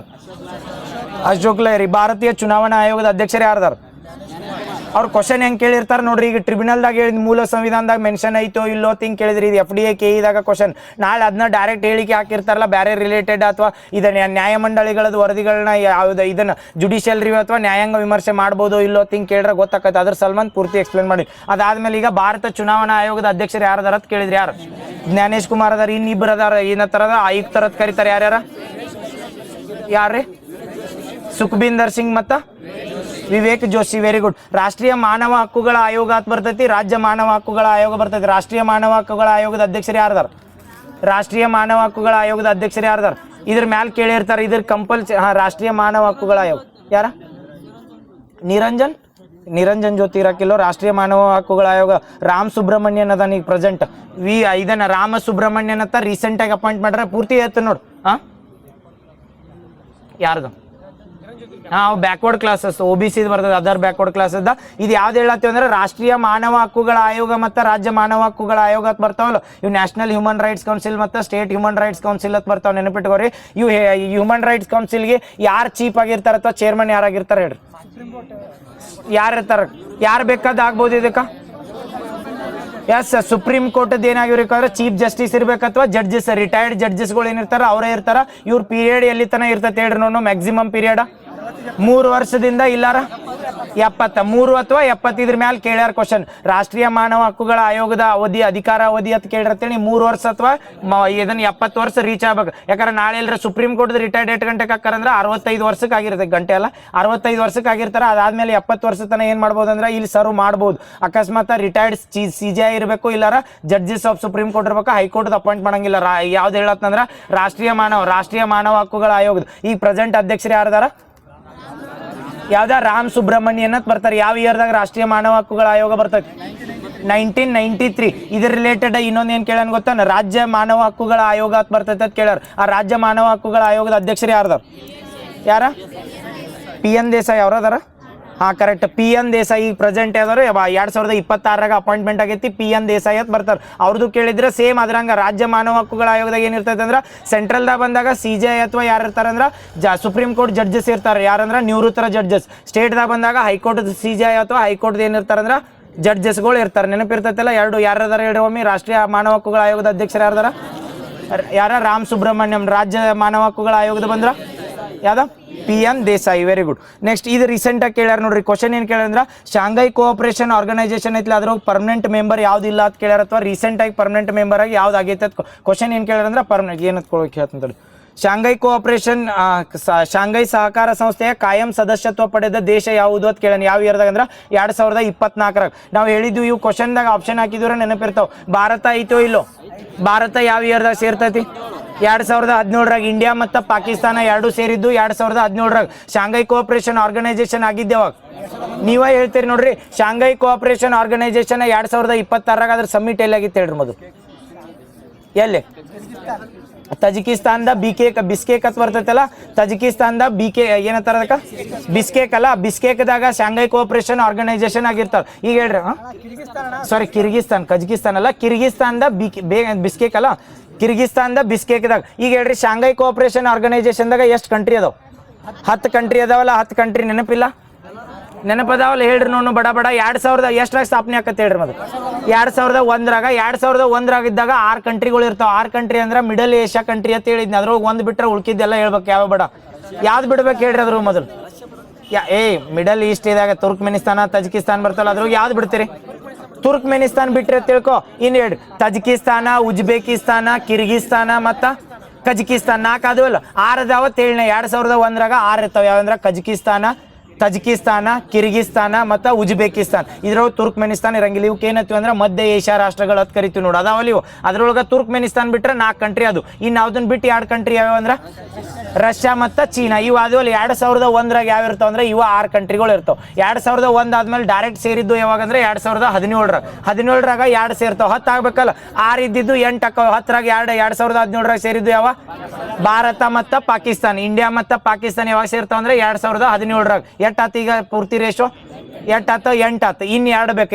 2ರಾಗ ಏನು ಸೇರ್ತಾವ ಅಂದ್ರೆ ಒಂದು 2000 ಇರಾನ್ ಯಾವ ಇಯರ್ದಾಗ ಸೇರ್ತೈತೆ ಅಂದ್ರೆ 2023ರಾಗ. 24ರಾಗ ಯಾವ ಸೇರ್ತೈತೆ ಅಂದ್ರೆ ಬೆಲಾರಸ್. ನೆನಪಿರ್ತಾವಲ್ಲ. ಈಗ ಇನ್ನೊಮ್ಮೆ ಹೇಳ್ಬಿಡ್ತೀರಿ, ಶಾಂಘೈ ಕೋಆಪರೇಷನ್ ಆರ್ಗನೈಸೇಷನ್ದಾವ್ದ 2026ರಾಗ ಎಲ್ಲಿ ಆಗಿತ್ತು ಅಂದ್ರೆ ಸಮ್ಮಿಟ್ ಕಿರ್ಗಿಸ್ತಾನ್ದ ಬಿಸ್ಕೇಕ್ ಅಂತ ಬರ್ತೈತಿ. ಮತ್ತು ಅದ್ರ ತುರ್ಕ್ಮೆನಿಸ್ತಾನ್ ಯಾವಾಗೂ ಬರಂಗಿಲ್ಲ, ಯಾಕಂದ್ರೆ ಮೆಂಬರ್ ಕಂಟ್ರಿ ಇಲ್ಲ ಅಂದ್ರೆ ಅಲ್ಲಿ ಸಬ್ಮಿಟ್ ಮಾಡಂಗಿಲ್ಲ ಅವ್ರು. ಒಮ್ಮೆ ಹೇಳ್ತೀರಿ 2001ರಾಗ ಎಷ್ಟು ಕಂಟ್ರಿ ಇದ್ದು? 6 ಕಂಟ್ರಿ ಇದ್ದು. ಯಾವ ಹೇಳ್ರಿ? ತುರ್ಕ್ಮೆನಿಸ್ತಾನ್ ಬಿಟ್ಬಿಟ್ರೆ 4 ಕಂಟ್ರಿ ನೆನಪಿರ್ತಾವೆ. ತಜಿಕಿಸ್ತಾನ್, ಕಿರ್ಗಿಸ್ತಾನ್, ಉಜ್ಬೇಕಿಸ್ತಾನ್ ಮತ್ತು ತಜಿಕಿಸ್ತಾನ, ಉಜ್ಬೇಕಿಸ್ತಾನ, ಇನ್ನೊಂದು ಕಿರ್ಗಿಸ್ತಾನ್ ಆತಾ. ಅದಾದ್ಮೇಲೆ ರಷ್ಯಾ ಮತ್ತು ಚೀನಾ. ಇವು 6 ಇದ್ದು. ಅದ್ರ ಜೋಡ ಇಂಡಿಯಾ, ಪಾಕಿಸ್ತಾನ 2017ರಾಗ ಸೇರಿಸ್ರೆ 8 ಆತು. ಅದಾದ್ಮೇಲೆ ಯಾವ್ಯಾವ ಸೇರ್ತಾವ ಅಂದ್ರೆ ಇರಾನ್, ಬೆಲಾರಸ್. ಯಾಕಂದ್ರೆ ಇರಾನ್ ಇತ್ತೀಚೆಗೆ ನ್ಯೂಸ್ನಾಗ ಐತ್ಲ, ಕೇಳ್ಬೋದು SCOದಾಗ ಇರಾನ್ ಐತೋ ಇಲ್ಲೋ, ಅಥವಾ SCOದಾಗ ಇರಾನ್ ಯಾವ ಇಯರ್ದಾಗ ಸೇರೈತೆ ಅಂದ್ರೆ 2023ರಾಗ ಇರಾನ್ ಸೇರ್ತೈತಿ. 2024ರಾಗ ಯಾವ್ದಂದ್ರೆ ಬೆಲಾರಸ್. ಈಗ ಹೇಳ್ರಿ ಕ್ವಶನ್ ನೋಡು. 2024 ಜುಲೈ 4 ಅವ್ರು 2024 ನೆನ್ಪಿಟ್ಕೊಂಡ್ರೆ ಮುಂದೆ ಯಾವ್ದು ಕೊಟ್ಟರು ನೆನ್ಪಿಟ್ಕೊಂಡ್ರೆ ಅದು ಒಂದೇ ಸೇರಿರ್ತದೆ. ಶಾಂಘೈ ಸಹಕಾರ ಸಂಸ್ಥೆಯಲ್ಲಿ ಕಾಯಂ ಸದಸ್ಯತ್ವ ಪಡೆದ ದೇಶ ಯಾವ್ದತ್ ಕೇಳೋಣ? Bharat, Iran, Pakistan, Belarus. ಯಾಕೆ ಇದನ್ನಂದ್ರೆ ಇರಾನ್, ಬೆಲಾರಸ್ 2 ಸೇರ್ಯಾವ. ಇಯರ್ ನೆನಪಿತ್ತೇಳಿ ನೀವು ಎಲಿಮಿನೇಟ್ ಮಾಡ್ಬೋದಿತ್ತು. ಇಲ್ಲಾರ 2 ಒಮ್ಮೆ ಸೇರ್ಯಾವತ್ ನೆನಪಿಟ್ಕೊಂಡ್ರೆ ಗೊತ್ತಾಗಲ್ಲ. ಅದಕ್ಕೆ ಸಂಬಂಧ 2024ರಾಗ ಸೇರಿದ್ದು ಯಾವ್ದಂದ್ರೆ ಬೆಲಾರಸ್. 2023ರಾಗ ಸೇರಿದ್ದ. ಈಗ ಹೇಳ್ರಿ, Shanghai cooperation organisation head quarter ಎಲ್ಲೈತೆ ಅಂದ್ರೆ ಬೀಜಿಂಗ್. ನೆನಪಿರ್ತೈತಲ್ಲ, ಎಲ್ಲಿ ಬರ್ತೈತೆ ಅಂದ್ರೆ ಬೀಜಿಂಗ್ ಬರ್ತೈತೆ ಶಾಂಘೈ ಕೋಆಪರೇಷನ್ ಆರ್ಗನೈಸೇಷನ್ ದವ್ರದ. ಈಗ ಹೇಳ್ರಿ, ಶಾಂಘೈ ಕೋಆಪರೇಷನ್ ಆರ್ಗನೈಸೇಷನ್ ದವ್ರ ಯಾವ ಇಯರ್ದಾಗ ರ್ಯಾಟ್ಸ್ ಅನ್ನೋ ಸಂಸ್ಥೆನ ಹುಟ್ಟಾಕ್ತಾರ? ಯಾವ್ದ? 2004ರಾಗ. ರ್ಯಾಟ್ಸ್ ಫುಲ್ ಫಾರ್ಮ್ ಏನು? ರೀಜನಲ್ ಆಂಟಿ ಟೆರರಿಸ್ಟ್ ಇದನ್ನ ಏನೈತದ structure. Regional anti terrorist structure. ಇದು ಡೈರೆಕ್ಟ್ ಏನು ಕೇಳ್ಬೋದು ಅಂದ್ರೆ ಇದ್ರೊಳಗೆ ಬರೀ ಶಾಂಘೈ ಇದನ್ನ ಕೇಳಿದ್ರಲ್ಲ, ಕಾಯಂ ಸದಸ್ಯತ್ವ. ನಾಳೆ ಕೇಳ್ಬೋದು, ಈ ರ್ಯಾಟ್ಸ್ ಅನ್ನೋ ಸಂಸ್ಥೆನ ಸ್ಥಾಪನೆ ಮಾಡಿದ್ದು ಇಂಟರ್ನ್ಯಾಷನಲ್ ಆರ್ಗನೈಸೇಷನ್ ಅಥವಾ ಅಂತಾರಾಷ್ಟ್ರೀಯ ಸಂಸ್ಥೆ ಯಾವ್ದು ಕೇಳ್ಬೋದು. ಅದ್ರ ರಿಲೇಟೆಡ್ ಏನು ಬೇಕಾಗಿ ಕೇಳ್ಬೋದು. ಯಾವ್ದು ಮಾಡ್ತದ್ರಿ? SCO. ರ್ಯಾಟ್ಸ್ ಫುಲ್ ಫಾರ್ಮ್ ಏನು ಹೇಳ್ರಿ? Regional anti terrorism structure. Regional anti terrorism structure ಯಾವ ಇಯರ್ದಾಗ? 2004ರಾಗ. ಹಿಂಗೂ ಎಲ್ಲರ ಕೇಳ್ರೆ ನೆನಪಿಟ್ಕೋರಿ, 2017ರಾಗ ಇಂಡಿಯಾ ಮತ್ತು ಪಾಕಿಸ್ತಾನ ಸೇರ್ತಾವ. ಈ ರ್ಯಾಟ್ಸ್ ಸ್ಥಾಪನೆ ಆದಾಗ ಇಂಡಿಯಾದ್ರ ಸದಸ್ಯತ್ವ ಐತೆ ಇಲ್ಲೋತ್ತು ಕೇಳ್ಬೋದು. ಹಂಗೆ ಕೇಳಿದಾಗ ನೆನಪಿಟ್ಕೋರಿ, ಇಂಡಿಯಾ ಸದಸ್ಯತ್ವ ಪಡೆದಿದ್ದಿಲ್ಲ. ಅವಾಗ ಯಾವಂದ್ರೆ 6 ಕಂಟ್ರಿಗಳಿದ್ದು. ಹಿಂಗೆ ಎಲಿಮಿನೇಟ್ ಮಾಡಕ್ಕೂ ನೆನಪಿಟ್ಕೋರಿ. SCO ಗೊತ್ತಾತಲ್ಲ. SCO ಹೆಡ್ ಕ್ವಾರ್ಟರ್ ಎಲ್ಲಿ ಬರ್ತೈತೆ ಅಂದ್ರೆ ಚೀನಾದ ಬೀಜಿಂಗ್. Very good. ನೆಕ್ಸ್ಟ್ ಇದು ಕೇಳ್ಯಾರ ನೋಡ್ರಿ, ಅರೇಂಜ್ ದ ಫಾಲೋಯಿಂಗ್ ಆರ್ಡರ್ ಅಂತ ಹೇಳ್ಯಾರ. ಪಂಚಾಯತ್ ರಾಜ್ ಇನ್ಸ್ಟಿಟ್ಯೂಟ್ ಬರ್ತಾವಲ್ಲ, ಅದರದ ಫಾಲೋಯಿಂಗ್ ಆರ್ಡರ್ನ ಅರೇಂಜ್ ಮಾಡಂದಾರ. ಮೊದಲು ಪಂಚಾಯತ್ ರಾಜ್ ಇದು ಎಲ್ಲ ಕಮಿಟಿಗಳು ಹೇಳ್ಬಿಡ್ಲಿ. ನಾಳೆ ಕೇಳ್ತಿರ್ತಾರೆ ಏನು ಎಲ್ಲ ಹೇಳ್ಬಿಡ್ಲಿ. ಒಂದು ಪಂಚಾಯತ್ ರಾಜ್ ಇನ್ಸ್ಟಿಟ್ಯೂಟ್ ಅಂದ್ರೆ ಗೊತ್ತೈತಲ್ಲ ಯಾವ ಕಮಿಟಿ ಬರ್ತಾವ. ಇಲ್ಲಾರ ಡೈರೆಕ್ಟ್ ಒಂದು ಕಮಿಟಿ ಹೇಳ್ತೀನಿ. ಇಲ್ಲಾರ ಏನು ಕೇಳಿರ್ತಾರೆ ಗೊತ್ತಾ? ಪಂಚಾಯತ್ ರಾಜ್ ತಡಿಯೋ ಹೇಳ್ತೀನಿ, ಎಲ್ಲ ಹೇಳಿದ್ಮೇಲೆ ಹೇಳಕ್ರಿ. ಪಂಚಾಯತ್ ರಾಜ್ ಇನ್ಸ್ಟಿಟ್ಯೂಟ್ ಬಂದಾಗ ಏನು ಕೇಳಿರ್ತಾರೆ ಗೊತ್ತಾ? ಯಾವ್ದಕ್ಕ ಗ್ರಾಸ್ ವಿದೌಟ್ ಇದನ್ನ ಗ್ರಾಸ್ ವಿದೌಟ್ ರೂಟ್ಸ್ ಅಂತ ಕೇಳ್ತಾರೆ. ಯಾವ ಒಂದು ಕಮಿಟಿ, ಯಾವ ಕಮಿಟಿ ಐತೈತಿ ಏನಂತ ಹೇಳತ್ತ ನೋಡ್ರಿ. ಗ್ರಾಸ್ ವಿದೌಟ್ ರೂಮ್ ಅದ, ಹುಲ್ ಐತಿ ಬಟ್ ಅದಕ್ಕೆ ಬೇರಿಲ್ಲ ಅಂತ ಹೇಳ್ತಾರೆ. ಅಂದ್ರೆ ಪಂಚಾಯತ್ಗಳು ಎಲ್ಲರ ಸ್ಟ್ರಾಂಗ್ ಇರ್ಲಿಕ್ಕತ್ತೇಳಿ ಅದ್ರ ಮ್ಯಾಲೆ ಎಷ್ಟು ದೊಡ್ಡ ಗಿಡ ಬೆಳೆದ್ರು ಅದು ಯೂಸ್ ಇಲ್ಲ ಅಂದಂಗೆ. ಅಂದ್ರೆ ದೊಡ್ಡ ಎಲ್ಲ ಕಂಟ್ರಿ ಒಳಗೆ ಮ್ಯಾಲೆಲ್ಲ ಅತ್ಯುನ್ನತವಾದ ಏನೋ ಅಧಿಕಾರ ಮಾಡತ್ತಾರ, ಬಟ್ ತಳಗ ಅದ್ರದ್ದು ಏನಂದ್ರೆ ಬೇರೆ ಸ್ಟ್ರಾಂಗ್ ಇಲ್ಲ ಅಂತ ಹೇಳ್ತಾರೆ. ಅದಕ್ಕೆ ಏನಂತಾರ ಅಂದ್ರೆ ಗ್ರಾಸ್ ವಿದೌಟ್ ರೂಟ್ಸ್ ಅಂತ ಹೇಳ್ತಾರೆ. ಯಾವ ಕಮಿಟಿ ರೆಕಮೆಂಡ್ ಮಾಡಿರ್ತೈತೆ? ಯಾವ್ದ? GVK ರಾವ್. ಒಂದೊಂದು ಕಮಿಟಿ ಹೇಳ್ಬಿಡ್ತೀರಿ. ಪಂಚಾಯತ್ ರಾಜ್ ಇನ್ಸ್ಟಿಟ್ಯೂಟ್ ಇಂಡಿಯಾದಾಗ ಮೂಲ ಸಂವಿಧಾನದಾಗ ಇತ್ತೋ ಇಲ್ಲೋ? ಈ ಕಡ್ಕೊಂಡ್ರಪ್ಪ ಬಿಸಿಲ ಹತ್ರ, ಈ ಕಡ್ಕೊಂಡ್ರೆ ನಡೀತೈತಿ. ಮೂಲ ಸಂವಿಧಾನದಾಗ ಇತ್ತೋ ಇಲ್ಲೋ ಪಂಚಾಯತ್ ರಾಜ್ ಇನ್ಸ್ಟಿಟ್ಯೂಟ? ಇದ್ದಿದ್ದಿಲ್ಲ. ಯಾವ ಅಮೆಂಡ್ಮೆಂಟ್ ಪ್ರಕಾರ ಸೇರಿಸ್ತೀವಿ? ಯಾವ್ದ? 73rd ಅಮೆಂಡ್ಮೆಂಟ್ ಪ್ರಕಾರ. ಯಾವ ಭಾಗದಾಗ? 9 ಭಾಗದಾಗ ಪಂಚಾಯತ್ ಸೇರಿಸ್ತೈತೆ ಇಲ್ಲೋ? ಇಂಡಿಯಾದಾಗ ಪಂಚಾಯತ್ ರಾಜ್ ಸಿಸ್ಟಮ್ನ ಅಡಾಪ್ಟ್ ಮಾಡ್ಕೊಳ್ಳೋದು ಎಷ್ಟು ಸ್ಟೇಟ್ಗಳದಾವ ಹೇಳಿದ್ನಿ? 8 ಸ್ಟೇಟ್ಗಳದಾವ. 4 ಹೇಳಿದ್ವಲ್ಲ. ಇಂಡಿಯಾದಾಗ ಪಂಚಾಯತ್ ರಾಜ್ ಇನ್ಸ್ಟಿಟ್ಯೂಟ್ ಅತಿ 73ನೇ ತಿದ್ದುಪಡಿ ಪ್ರಕಾರ ತರ್ತಿರಲ್ಲ, ಅದನ್ನ ಎಲ್ಲ ಸ್ಟೇಟ್ಗಳು ಅಡಾಪ್ಟ್ ಮಾಡ್ಕೊಂಡಿಲ್ಲ. ನೆನಪಿಟ್ಕೋರಿ. 4 ಬರ್ತಾವ. ನಾಮಿ ದಿಮೆ. ನಾ ಅಂದ್ರ ನಾಗಾಲ್ಯಾಂಡ್, ದಿ ಅಂದ್ರ ಡೆಲ್ಲಿ, ನಾ ಮೀ ಐತಲ್ಲ, ನಾ ಅಂದ್ರ ನಾಗಾಲ್ಯಾಂಡ, ಮೀ ಅಂದ್ರ ಮಿಜೋರಾಮ್, ದಿ ಅಂದ್ರ ಡೆಲ್ಲಿ, ಆಮೇಲೆ ಅಂದ್ರ ನಾಮಿ ದಿಮೆ, ಮೇ ಅಂದ್ರ ಮೇಘಾಲಯ. ಇವು 4ಕ್ಕೆ ಏನದಾವಲ್ಲ, ನಮ್ಮ ಇಂಡಿಯಾದಾಗ ಒಂದು ಯೂನಿಯನ್ ಟೆರಿಟರಿ ಬರ್ತೈತಿ, 3 ಸ್ಟೇಟ್ ಬರ್ತಾವಲ್ಲ, ಅಲ್ಲಿ ಪಂಚಾಯತ್ ರಾಜ್ ಇನ್ಸ್ಟಿಟ್ಯೂಟ್ ಅಥವಾ ಪಂಚಾಯತ್ ರಾಜ್ ಸಿಸ್ಟಮ್ನ ಅಡಾಪ್ಟ್ ಮಾಡ್ಕೊಂಡಿಲ್ಲ. ಯಾವ ಭಾಗದಾಗ ಬರ್ತೈತಿ ಪಂಚಾಯತ್ ರಾಜ್ ಅಂದ್ರ? 9ನೇ ಭಾಗದಾಗ ಬರ್ತೈತಿ. ಎಷ್ಟು ವಿಷಯಗಳು ಬರ್ತಾವ ಇದ್ರೊಳಗ? 29. ಇದ್ರ ಮ್ಯಾಲೆ ಕೇಳಿರ್ತಾರ. ಆಮೇಲೆ ಮುನ್ಸಿಪಾಲ್ಟಿದಾಗ ಬಂದಾಗ ಎಷ್ಟು ವಿಷಯಗಳು ಬರ್ತಾವ? 18 ಬರ್ತಾವಲ್ಲ ಕರೆಕ್ಟ್. ಈಗ ಹೇಳ್ರಿ ಪಂಚಾಯತ್ ರಾಜ್ ಸಂಬಂಧ ಮೊದಲ ಕಮಿಟಿ ಬರ್ತೈತೆ ಅಥವಾ 3 ಟೈರ್ ಕಮಿಟಿ ಅಂತ ಕರೀತಾರೆ. ಯಾವ್ದಂದ್ರೆ ಒಂದೇದು ಬಂದಿದ್ದೆ ಯಾವ್ದ ಬಲವಂತ್ ರಾಯ್ ಮೆಹ್ತಾ ಕಮಿಟಿ ಅಂತ ಬರ್ತೈತಿ. 3 ಟೈರ್ ಹೆಂಗಂತ ಡಿಕ್ಲೇರ್ ಮಾಡಿರ್ತಾರೆ ಹೇಳ್ರಿ. 3 ಟೈರ್ ಅಂದ್ರೆ 3 ಲೆವೆಲ್ಗೆ ಇರ್ಬೇಕು. ಒಂದೇದ ಗ್ರಾಮ, ಹಾ ಮ್ಯಾಲಿಂದರ ಹೋಗು ಕೆಳಗಿಂದರ ಹೋಗು, ಜಿಲ್ಲಾ ಆಮೇಲೆ ಬ್ಲಾಕ್ ಆಮೇಲೆ ಗ್ರಾಮ ಅಂತ ಬರ್ತೈತಿ. ಇಲ್ಲಾರ ಕೆಳಗಿಂದ ಹೋದ್ರ ವಿಲೇಜ್ ಪಂಚಾಯತ್, ಇನ್ನೊಂದು ಯಾವ್ದು ಬರ್ತದೆ ಅಂದ್ರೆ ಬ್ಲಾಕ್ ಲೆವೆಲ್, ಇನ್ನೊಂದ ಇದನ್ನ ಯಾವ್ದಂದ್ರೆ ಜಿಲ್ಲಾ ಲೆವೆಲ್ ಅಂತ ಬರ್ತೈತಿ. 3 ಟೈರ್ ಸಿಸ್ಟಮ್ನ ಅಡಾಪ್ಟ್ ಮಾಡ್ಕೊಂಡಿದ್ದು ಫಸ್ಟ್ ಸ್ಟೇಟ್ ಯಾವ್ದು? ಎಸ್ ರಾಜಸ್ಥಾನದ ನಾಗೂರ್ ಅಳವಡಿಸೈತಿ. ನೆನಪಿಟ್ಕೋ, ರಾಜಸ್ಥಾನದ ನಾಗೂರ್ ಯಾವ ಇಯರ್ದಾಗ? 1959 ಇಲ್ಲಾರ ಪಂಚಾಯತ್ ರಾಜ್ ಇನ್ಸ್ಟಿಟ್ಯೂಟ್ನ ಅಳವಡಿಸಿಕೊಂಡ ಮೊದಲ ರಾಜ್ಯ ಅಂತ ಕೇಳ್ಬೋದು. ಪಂಚಾಯತ್ ರಾಜ್ ಇನ್ಸ್ಟಿಟ್ಯೂಟ್ ಇಂಟ್ರೊಡ್ಯೂಸ್ ಮಾಡಿದ್ದ ಯಾವ್ದಂದ್ರೆ ಬಲವಂತ್ ರಾಯ್ ಕಮಿಟಿ. ಎಷ್ಟು ಇದ್ರದಿರ್ತೈತೆ ಅಂದ್ರೆ 3 ಟೈರ್ ಗೊತ್ತಲ್ರಿ. ಒಂದೇದೇನಂದ್ರ ಇದ್ರೊಳಗೆ ಹೇಳ್ರಿ 3 ಟೈರ್ ಐತಲ್ಲ, ಇದ್ರೊಳಗೆ ನಾಳೆ ಎಲ್ರ ಕೇಳ್ರ ಈ 3 ಟೈರ್ ಹೇಳ್ರಿ. ವಿಲೇಜ್ ಲೆವೆಲ, ಬ್ಲಾಕ್ ಲೆವೆಲ ಮತ್ತು ಡಿಸ್ಟಿಕ್ ಲೆವೆಲ್ ಅಂತ. ಇದ್ರೊಳಗೆ ಯಾವ್ದ್ರೊಳಗೆ ನಾಮಿನೇಟೆಡ್ ಮೆಂಬರ್ಸ್ ಇರ್ತಾರೆ ಬರ್ರಿ. ನಾ ಇನ್ನೊಮ್ಮೆ ಕೇಳತ್ತಾನ, ಯಾವ್ದ್ರೊಳಗೆ ಡೈರೆಕ್ಟ್ ಎಲೆಕ್ಟೆಡ್ ಬರ್ತಾರೆ, ಯಾವ್ದ್ರೊಳಗೆ ನಾಮಿನೇಟೆಡ್ ಅಂದ್ರೆ ಗೊತ್ತಾಗತ್ತಲ್ಲ. ನಾಮಿನೇಟೆಡ್ ಅಂದ್ರೆ ಅಲ್ಲಿ ಏನು ಮಾಡ್ತಾರೆ ಅಂದ್ರೆ ಪಂಚಾಯತ್ ರಾಜ್ದವ್ರು ಅಥವಾ ಸ್ಟೇಟ್ ಗೌರ್ಮೆಂಟ್ದವ್ರ ನಾಮಿನೇಟ್ ಮಾಡ್ತಾರೆ. ಇವ್ರು ಅಧ್ಯಕ್ಷರ, ಇವ್ರು ಚೇರ್ಮನ್ ಅಂತೇಳಿ. ಯಾವ್ದ್ರೊಳಗೆ ಡೈರೆಕ್ಟ್ ಎಲೆಕ್ಷನ್ ಆಕತಿ, ಯಾವ್ದ್ರೊಳಗೆ ಇಂಡೈರೆಕ್ಟ್ ಎಲೆಕ್ಷನ್ ಹಾಕಿರ್ತಾರೆ. ಗ್ರಾಮ ಪಂಚಾಯತಿ ಒಳಗ ಡೈರೆಕ್ಟ್ ಎಲೆಕ್ಷನ್ ಅವ್ ಎರಡೂ ಇರ್ತಾವಲ್ಲ, ನಾಮಿನೇಟೆಡ್ ಅಂತ ಕರೀತಾರೆ. ನೆನಪಿಟ್ಕೋ, ಯಾಕಂದ್ರೆ ನಮ್ಮಲ್ಲಿ ಏನ್ ಮಾಡ್ತಾರೆ ಅಂದ್ರೆ ಅವಕ್ಕೂ ಎಲೆಕ್ಷನ್ ಹಾಕೋ ಸ್ಥಳೀಯ ಸರ್ಕಾರದ ಅಂತ ಹೇಳಿ. ಬಟ್ ಅದನ್ನ ಏನ್ ಮಾಡಿದ್ರು ಅಂದ್ರೆ ಬಲವಂತ್ ರಾಯ್ ಕಮಿಟಿ ಮಾಡಿತ್ತಲ್ಲ, ಅವ್ರು ಏನ್ ಹೇಳಿದ್ರು ಅಂದ್ರೆ ಇಂಡೈರೆಕ್ಟ್ ಎಲೆಕ್ಷನ್ ಅಥವಾ ಏನಂತಾರ ಅಂದ್ರೆ ನಾಮಿನೇಟೆಡ್ ಮೆಂಬರ್ಸ್ ಇರ್ಬೇಕು, block level, district level. But village ಲೆವೆಲ್ಗೆ ಅಟ್ಟ ಡೈರೆಕ್ಟ್ ಎಲೆಕ್ಷನ್ ಅಂತ ಹೇಳಿದ್ರು. ಇದು ನೆನಪಿಟ್ಕೋ. ಅದನ್ನ ಹೇಳಿ ನಾವು JP ಐತಲ್ಲ ನಮ್ಮ ಸ್ಟೇಟ್ನಾಗ ಐತೆ. ಪಂಚಾಯತ್ ರಾಜ್ ಇನ್ಸ್ಟಿಟ್ಯೂಟ್ದ ಪ್ರತಿಯೊಂದು ಸ್ಟೇಟ್ನಾಗ ಈಗ ನೋಡ್ರಿ ಪಂಚಾಯತ್ ವಿಲೇಜ್ ಸರ್ಪಂಚ ಅಥವಾ ಚೇರ್ಮನ್ ಇರ್ತಾರಲ್ಲ, ನಮ್ಮ ಸ್ಟೇಟ್ನಾಗ ಯಾರಿಗೆ ಕೊಡ್ತಾರೆ ಹೇಳ್ರಿ? ಅದರದ್ದು ಇದನ್ನ ಏನಂತಾರೆ ರಿಸೈನ್ ಕೊಡ್ಬೇಕಾರ ಪಂಚಾಯತ್ ಅಧ್ಯಕ್ಷರು ಇರ್ತಾರಲ್ಲ, ಅಧ್ಯಕ್ಷರ ರಿಸೈನ್ ಕೊಡ್ಬೇಕು. ಈಗ ಪ್ರೆಸಿಡೆಂಟ್ಗಳು ಹೆಂಗೆ ವೈಸ್ ಪ್ರೆಸಿಡೆಂಟ್ ಕೊಡ್ತಾರೆ, ಇವೆಲ್ಲ ರಿಸೈನ್ ಯಾರಿಗೆ ಕೊಡ್ತಾರೆ? ಪಂಚಾಯತ್ ಆಫೀಸರ್ ಯಾರಿಗೆ ಕೊಡ್ತಾರ? EO ಅಥವಾ ಅಸಿಸ್ಟೆಂಟ್ ಕಮಿಷನರ್ ಇರ್ತಾರಲ್ಲ ಅವ್ರಿಗೆ ಕೊಡ್ತಾರೆ. ಬಟ್ ಒಂದೊಂದು ಡಿಸ್ಟ್ರಿಕ್ನಾಗ ಏನಿರ್ತೈತೆ ಅಂದ್ರೆ ಏನು ಕನ್ಫ್ಯೂಸ್ ಆಗತೈತಿ ಏನಿಲ್ಲ, ಡೆವಲಪ್ಮೆಂಟ್ ಆಫೀಸರ್ ಇರ್ತಾರಲ್ಲ ಅವ್ರಿಗೆ ಕೊಡ್ತಿರ್ತಾರೆ. ಒಂದೊಂದು ಸ್ಟೇಟ್ ಒಳಗೆ ಅವ್ರವ್ರ ಸಿಸ್ಟಮ್ ಅಡಾಪ್ಟ್ ಮಾಡ್ಕೋತಾರೆ. ನಮ್ಮಲ್ಲಿ TP ZP ಎಲೆಕ್ಷನ್ ಇಂಡಿಯಾ ಇದ್ರೊಳಗೆ ಯಾವ್ದಂದ್ರೆ ಕರ್ನಾಟಕದಾಗ ಈಗ ಪ್ರೆಸೆಂಟ್ ಐತಿ. ಪ್ರೆಸೆಂಟ್ ಹೆಂಗೈತೆ ಅಂದ್ರೆ ಡೈರೆಕ್ಟ್ ಎಲೆಕ್ಷನ್ ಅಂತ ಕರಿತು. TP ZP ಎಲೆಕ್ಷನ್ನಾಗ ಎಲೆಕ್ಷನ್ ಮಾಡ್ತಿರ್ತಾರೆ. ಬಟ್ ಅದೇ ಬಲವಂತ್ ರಾಯ್ ಮೆಹ್ತಾ ಕಮಿಟಿ ಮೊದಲು ರೆಕಮೆಂಡ್ ಮಾಡಿತ್ಲ, ಅವ್ರು ಏನು ಹೇಳಿರ್ತಾರೆ ಅಂದ್ರೆ ಓನ್ಲಿ ವಿಲೇಜ್ ಲೆವೆಲ್ದಾಗ ಮುಂದೆ ಅಡಾಪ್ಟ್ ಮಾಡ್ಕೊಂಡಾರೆ. ಯಾಕಂದ್ರೆ ಮುಂದೆ ಕಮಿಟಿಗಳು ಬಂದವನ, ಇನ್ನೂ ಒಂದ ಕಮಿಟಿ ಮುಗಿಸಿನಿ. ಯಾಕಂದ್ರೆ ಕಮಿಟಿಗಳು ಏನಾಗೈತೆ ಅಂದ್ರೆ ಬರೀ ಒಂದು ಕಮಿಟಿ ಮಾಡಿದ್ದ ಅಡಾಪ್ಟ್ ಮಾಡ್ಕೊಂಡಿಲ್ಲ, ಎಲ್ಲ ಕಮಿಟಿದು ಸಮಥಿಂಗ್ ಏನು ಮಾಡತ್ತಂದ್ರೆ ಅಡಾಪ್ಟ್ ಮಾಡ್ಕೋತ ಹೋಗ್ಯಾರ ಒಂದೊಂದು ಕಮಿಟಿದು. ಬರೀ ಬಲವಂತ್ ರಾಯ್ ಕಮಿಟಿ ಏನು ಹೇಳಿರ್ತೈತಿ, ಮೊದಲು ವಿಲೇಜ್ ಲೆವೆಲ್ ಒಳಗೆ ಏನಿರ್ಬೇಕಂದ್ರೆ ಡೈರೆಕ್ಟ್ ಎಲೆಕ್ಷನ್ ಇರಬೇಕು. ಆಮೇಲೆ ಬ್ಲಾಕ್ ಲೆವೆಲ್ ಆಗಲಿ ಜಿಲ್ಲಾ ಲೆವೆಲ್ ಆಗಲಿ ಏನಿರ್ತೈತೆ ಅಂದ್ರೆ ಡೈರೆಕ್ಟ್ ಎಲೆಕ್ಷನ್ ಅಥವಾ ನಾಮಿನೇಟೆಡ್ ಮೆಂಬರ್ಸ್ ಇಲ್ಲಿ ಅಂದಿರ್ತಾರೆ. ಅದು ಮುಂದೆ ಬಂದಾಗ ಏನಾಗೈತೆ ಅಂದ್ರೆ ಏನು ಅಡಾಪ್ಟ್ ಮಾಡ್ಕೊಂಡಿಲ್ಲ, ಪೂರ್ತಿ ಎಲ್ಲ ಕಡೆ ಎಲೆಕ್ಷನ್ ಬರ್ತದೆ. ನಾ ಅದಕ್ಕೆ ಇನ್ನೂ ಕಮಿಟಿಗಳು ಮುಗಿಸಿಲ್ಲ, ಒಂದೇ ಕಮಿಟಿ ಹೇಳಿ. ಒಂದೇ ಕಮಿಟಿ ಯಾವ್ದು ಹೇಳಿ, ಯಾವ ಇಯರ್ದಾಗ ಬರ್ತೈತಿ? 57 ನೆನಪಿರ್ತದೆ. ಫಸ್ಟ್ ಸ್ಟೇಟ್ ಯಾವ್ದು ಅಡಾಪ್ಟ್ ಮಾಡ್ಕೊಂಡೈತೆ ಅಂತ ಕೇಳ್ರ? ರಾಜಸ್ಥಾನ್. ಇದಾದ್ಮೇಲೆ ಸೆಕೆಂಡ್ ಕಮಿಟಿ ಬರ್ತೈತಿ ಯಾವ್ದಂದ್ರೆ ಅಶೋಕ್ ಮೆಹ್ತಾ ಕಮಿಟಿ ಬರ್ತೈತಿ. ಇದು ಎಷ್ಟು ಲೆವೆಲ್ಗೆ ಮಾಡ್ತೈತ್ರಿ? 2 ಟೈರ್. ಫಸ್ಟ್ನೇದ 3 ಟೈರ್ ಮಾಡಿರ್ತೈತಿ. ಇದು ನೆನಪಿಟ್ಕೋರಿ, ಎವಲ್ಯೂಷನ್ ಹಾಕೋದು ಬರ್ತೈತಿ. ಹೆಂಗೆ ಮನುಷ್ಯ ಮಂಗನಿಂದ ಮಾನವ ಆಗ್ಯಾನಲ್ಲ, ಸೇಮ್ ಪಂಚಾಯತ್ ರಾಜ್ ಇನ್ಸ್ಟಿಟ್ಯೂಟ್ನಾಗ ಎಲ್ಲ ಕಮಿಟಿ ಬಂದವತ್ತು. ಯಾವ ಕಮಿಟಿಗಳ ಲಾಸ್ ಹತ್ತಾಗಿಲ್ಲ. ಪ್ರತಿಯೊಂದು ಕಮಿಟಿದಿಂದ ಇಂತಿಷ್ಟು ಅಡಾಪ್ಟ್ ಮಾಡ್ಕೋತಾ ಹೋಗ್ಯಾರ. ಫಸ್ಟ್ನೇದು ಬಂದಾಗ 3 ಟೈರ್ ಕಮಿಟಿ ಅಂತ ಬಂದಿತ್ತು, ಅದನ್ನ ಪೂರ್ತಿ ಅಡಾಪ್ಟ್ ಮಾಡ್ಕೊಂಡಿವಿ ನಾವು. ಆಮೇಲೆ ಅಶೋಕ್ ಮೆಹ್ತಾ ಕಮಿಟಿ ಬರ್ತೈತೆ. ಅದು ಎಷ್ಟಂದ್ರೆ 2 ಟೈರ್ ಇರ್ತದೆ. 2 ಟೈರ್ ಎಲ್ಲೆಲ್ಲಿ ಮಾಡ್ತಾರೆ ಇವ್ರು? ಮಂಡಲ್ ಅಂದ್ರೆ ಯಾವ್ದು ಬರ್ತೈತ್ರಿ? ಇದು ಹೇಳ್ರಿ, ಇದ್ರೊಳಗೆ ಹೆಂಗೆ ಡೈರೆಕ್ಟ್ ಮಾಡಿರ್ತಾರೆ? ಇದ್ರೊಳಗೆ ವಿಲೇಜ್ ಇರ್ತೈತೋ ಇಲ್ಲೋ? 2 ಟೈರ್ ಕಮಿಟಿದಾಗ ಇದ್ರೊಳಗೆ ವಿಲೇಜ್ ಕನ್ಸಿಡರ್ ಮಾಡಿರ್ತಾರೋ ಇಲ್ಲೋ? ಮಾಡಿರಂಗಿಲ್ಲ. ನೆನಪಿಟ್ಕೋರು, ವಿಲೇಜ್ ಕನ್ಸಿಡರ್ ಮಾಡಂಗಿಲ್ಲ, ಮಂಡಲ್ ಅಂತ ಕರೀತಾರೆ. ಆ ಮಂಡಲ್ ಅಂದ್ರೆ 2 ರಿಂದ 3. ನಾವು ಮಹಲ್ವಾರಿ ಏನಾದ್ ಕನ್ಫ್ಯೂಸ್ ಏನಾಗತ್ತೆ ಹೇಳಿ? ಮಹಲ್ವಾರಿ ಪದ್ಧತಿ ಅಂತ ಬಂದಾಗ ಏನ್ ಮಾಡಿದ್ವಿ ಅಂದ್ರೆ 2 3 ಹಳ್ಳಿಗಳನ್ನ ಕೂಡಿ ಮಹಲ್ ಅಂತ ಮಾಡಿರ್ತೀವಲ್ಲ, ಸೇಮ್ ಇಲ್ಲಿ ಏನ್ ಮಾಡಿರ್ತಾರ ಮಂಡಲ್ ಪಂಚಾಯತ್ ಅಂತ ಮಾಡಿರ್ತಾರ. ಆ ಮಂಡಲ್ ಪಂಚಾಯತ್ ಅಂದ್ರೆ ಡೆಡಿಕೇಟೆಡ್ ಆಗಿ ಒಂದ ವಿಲೇಜ್ ಅತ್ತಲ್ಲ, ಅದೇನಾಗಿರ್ತಂದ್ರೆ ಮಂಡಲ್ ಅಂದ್ರೆ 1 ಅಥವಾ 2 ಪಂಚಾಯತ್ಗಳನ್ನ ಅಥವಾ 2 ಹಳ್ಳಿಗಳನ್ನ ಕೂಡಿ ಒಂದು ಮಂಡಲ್ ಅಂತ ಮಾಡಿರ್ತಾರೆ. ಮಂಡಲ್ ಲೆವೆಲ್ಗೆ ಒಂದ, ನೆಕ್ಸ್ಟ್ ಇನ್ನೊಂದು ಬರೋದು ಎಲ್ಲಿಗೆ ಅಂದ್ರೆ ಡೈರೆಕ್ಟ್ ಜಿಲ್ಲಾ ಲೆವೆಲ್ಗೆ 2 ಇರ್ತಾವೆ. ಯಾವ್ದು ಕಮಿಟಿ ಇದ? ಅಶೋಕ್ ಮೆಹ್ತಾ ಕಮಿಟಿ. ಇದು ನೆನಪಿಟ್ಕೋರಿ, ಜಿಲ್ಲಾ ಮತ್ತು ಮಂಡಲ್ ಪಂಚಾಯತ್ ಅಂತ ಕರೀತಾರೆ. ನಾಳೆ ಎಲ್ಲರ ಇನ್ ಡೆಪ್ತ್ ಕೇಳಿದಾಗ ಅಶೋಕ್ ಮೆಹ್ತಾದಾಗ 2 ಟೈರ್ ಇತ್ತಲ್ಲ, ಅದ್ರಾಗ ವಿಲೇಜ್ ಪಂಚಾಯತ್ ಅಂತಂದ್ರೆ ವಿಲೇಜ್ ಪಂಚಾಯತ್ಗೆ ಮಂಡಲ್ ಹತ್ತೀವಿ. ಬಟ್ ಅದಕ್ಕೆ ಗ್ರೂಪ್ ಆಫ್ ವಿಲೇಜಸ್ ಅಂತ ಕರಿತೀವಿ. ಡೈರೆಕ್ಟ್ ಒಂದ ಪಂಚಾಯತ್ ಕೊಟ್ಟಿರಂಗಿಲ್ಲ. ಅವ್ರು 3 ಟೈರ್ದಾಗ ಏನು ಹೇಳಿರ್ತಾರಲ್ಲ, ಅಲ್ಲಿ ಏನು ಮಾಡಿರ್ತಾರೆ ಅಂದ್ರೆ ಡೈರೆಕ್ಟ್ ಒಂದ ಪಂಚಾಯತ್ ಅಥವಾ ಒಂದೇ ವಿಲೇಜ್ದಿಂದ ಡೈರೆಕ್ಟ್ ಆಗಿರ್ತೈತೆ. ಬಟ್ ಇದನ್ನ ಅಶೋಕ್ ಮೆಹ್ತಾ ಕಮಿಟಿ ಒಳಗೈತಿಲ್ಲ 2 ಟೈರ್ ಪಂಚಾಯತ್ ಅಂದಾಗ ಮಂಡಲ್ ಪಂಚಾಯತ್, ಇನ್ನೊಂದು ಯಾವ್ದಂದ್ರೆ ಜಿಲ್ಲಾ ಪಂಚಾಯತಿ. ಇದು ನೆನಪಿಟ್ಕೋರು, ಅಶೋಕ್ ಮೆಹ್ತಾ ಕಮಿಟಿದ ಇದನ್ನ ರೆಕಮೆಂಡ್ ಮಾಡಿರ್ತೈತಿ. 2 ಲೆವೆಲ್ಗೆ ಮಾಡ್ಬೇಕತ್ತೆ ಅಥವಾ ಅಡ್ಮಿನಿಸ್ಟ್ರೇಷನ್ ಕೊಡ್ಬೇಕಾರೆ 2 ಲೆವೆಲ್ಗೆ ತಂದಿರ್ತಾರೆ. ಅಶೋಕ್ ಮೆಹ್ತಾ ಕಮಿಟಿ ಯಾವ ಇಯರ್ ರೀ? 1977 ಎಸ್ 1977 ಒಂದೇ ಅವು ಇಲ್ಲಾರ ಸಿರೀಸ್ ನೆನಪಿಟ್ಕೊಂಡ್ರು ಇಯರ್ ನೆನಪಿಟ್ಕೋದು ಇದನ್ನಿಲ್ಲ. ಬಲವಂತರಾಯ್ ಮೆಹ್ತಾ ಐತಲ್ಲ ಒನ್ನೇದ ಬರುದ ಬಲವಂತರಾಯ್ ಮೆಹ್ತಾನ ಕಮಿಟಿ ಸೀರೀಸ್ ಆಗೇ ಹೇಳತ್ನ.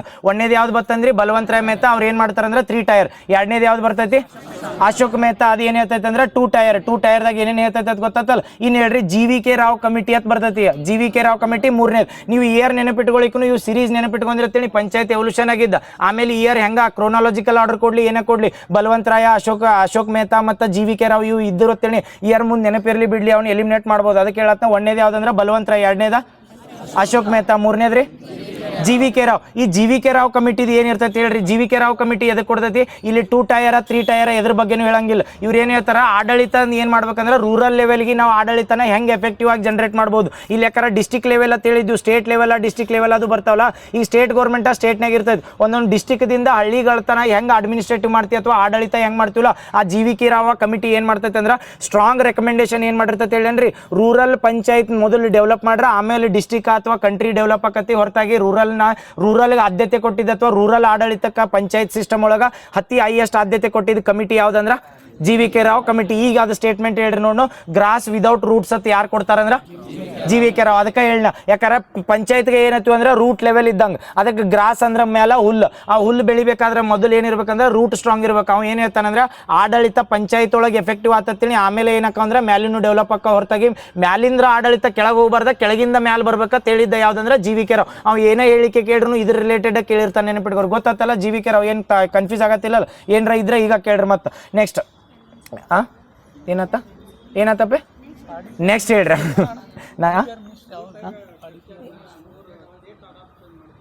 ಅದನ್ನೊಂದು ನೆನಪ ಅಲ್ಲಿ ನೋಡಿ. ಕರೆಕ್ಟ್ 3 ಟೈರ್ದು ಆತಲ್ಲ 2 ಟೈರ್ ಇದನ್ನ 2 ಟೈರ್ ಸ್ಟ್ರಕ್ಚರ್ ಐತ್ಲ. 3 ಸ್ಟೇಟ್ಗಳು ಅಡಾಪ್ಟ್ ಮಾಡ್ಕೊಂಡಿರ್ತಾವೆ. ಯಾವ ಹೇಳ್ರಿ ಬಡ ಎಸ್ ಕರ್ನಾಟಕ, ಆಂಧ್ರ, ಪಶ್ಚಿಮ ಬಂಗಾಳ. ಹೆಂಗೆ ನೆನಪಿಟ್ಕೋರು ಟ್ರ್ಯಾಂಗಲ್ ಆಕೈತಾನ ಇದು ಬ್ಯಾಡಲ್ಲ, ಹಂಗೆ ನೆನಪಿರ್ತೈತಿ ಓದಿರ್ತಿರಲ್ಲ ಹಿಂಗೆ ಆಕೈತಾನ. ಬಟ್ ಇದನ್ನ ಹೇಳಿ ಮತ್ತೆ ಈಗ ಎಲ್ರ ಕರ್ನಾಟಕದಾಗ ಪ್ರೆಸೆಂಟ್ 2 ಟೈರ್ ಐತೆ ಅಂದಾಗ 2 ಟೈರ್ ಐತೋ ಇಲ್ಲೋ? ಈ ಕರ್ನಾಟಕದಾಗ 2 ಟೈರ್ ಇಲ್ಲ. ನಾ ಅದಕ್ಕೆ ಹೇಳಿ ಎವಲ್ಯೂಷನ್ ಹಾಕೋತ್ ಬಂದೈತಿ ಪಂಚಾಯತ್ ಸಿಸ್ಟಮ್. ಬಟ್ ಈ 2 ಟೈರ್ ಅಶೋಕ್ ಮೆಹ್ತಾ ಕಮಿಟಿನ ಡೈರೆಕ್ಟ್ ಇಂಪ್ಲಿಮೆಂಟ್ ಮಾಡ್ಕೊಂಡಿದ್ದು. ಆ ಟೈಮ್ನಾಗ ನಮಗೆ ಪಂಚಾಯತ್ ಬಗ್ಗೆ ಅವೇರ್ನೆಸ್ ಇದ್ದಿದ್ದಿಲ್ಲ.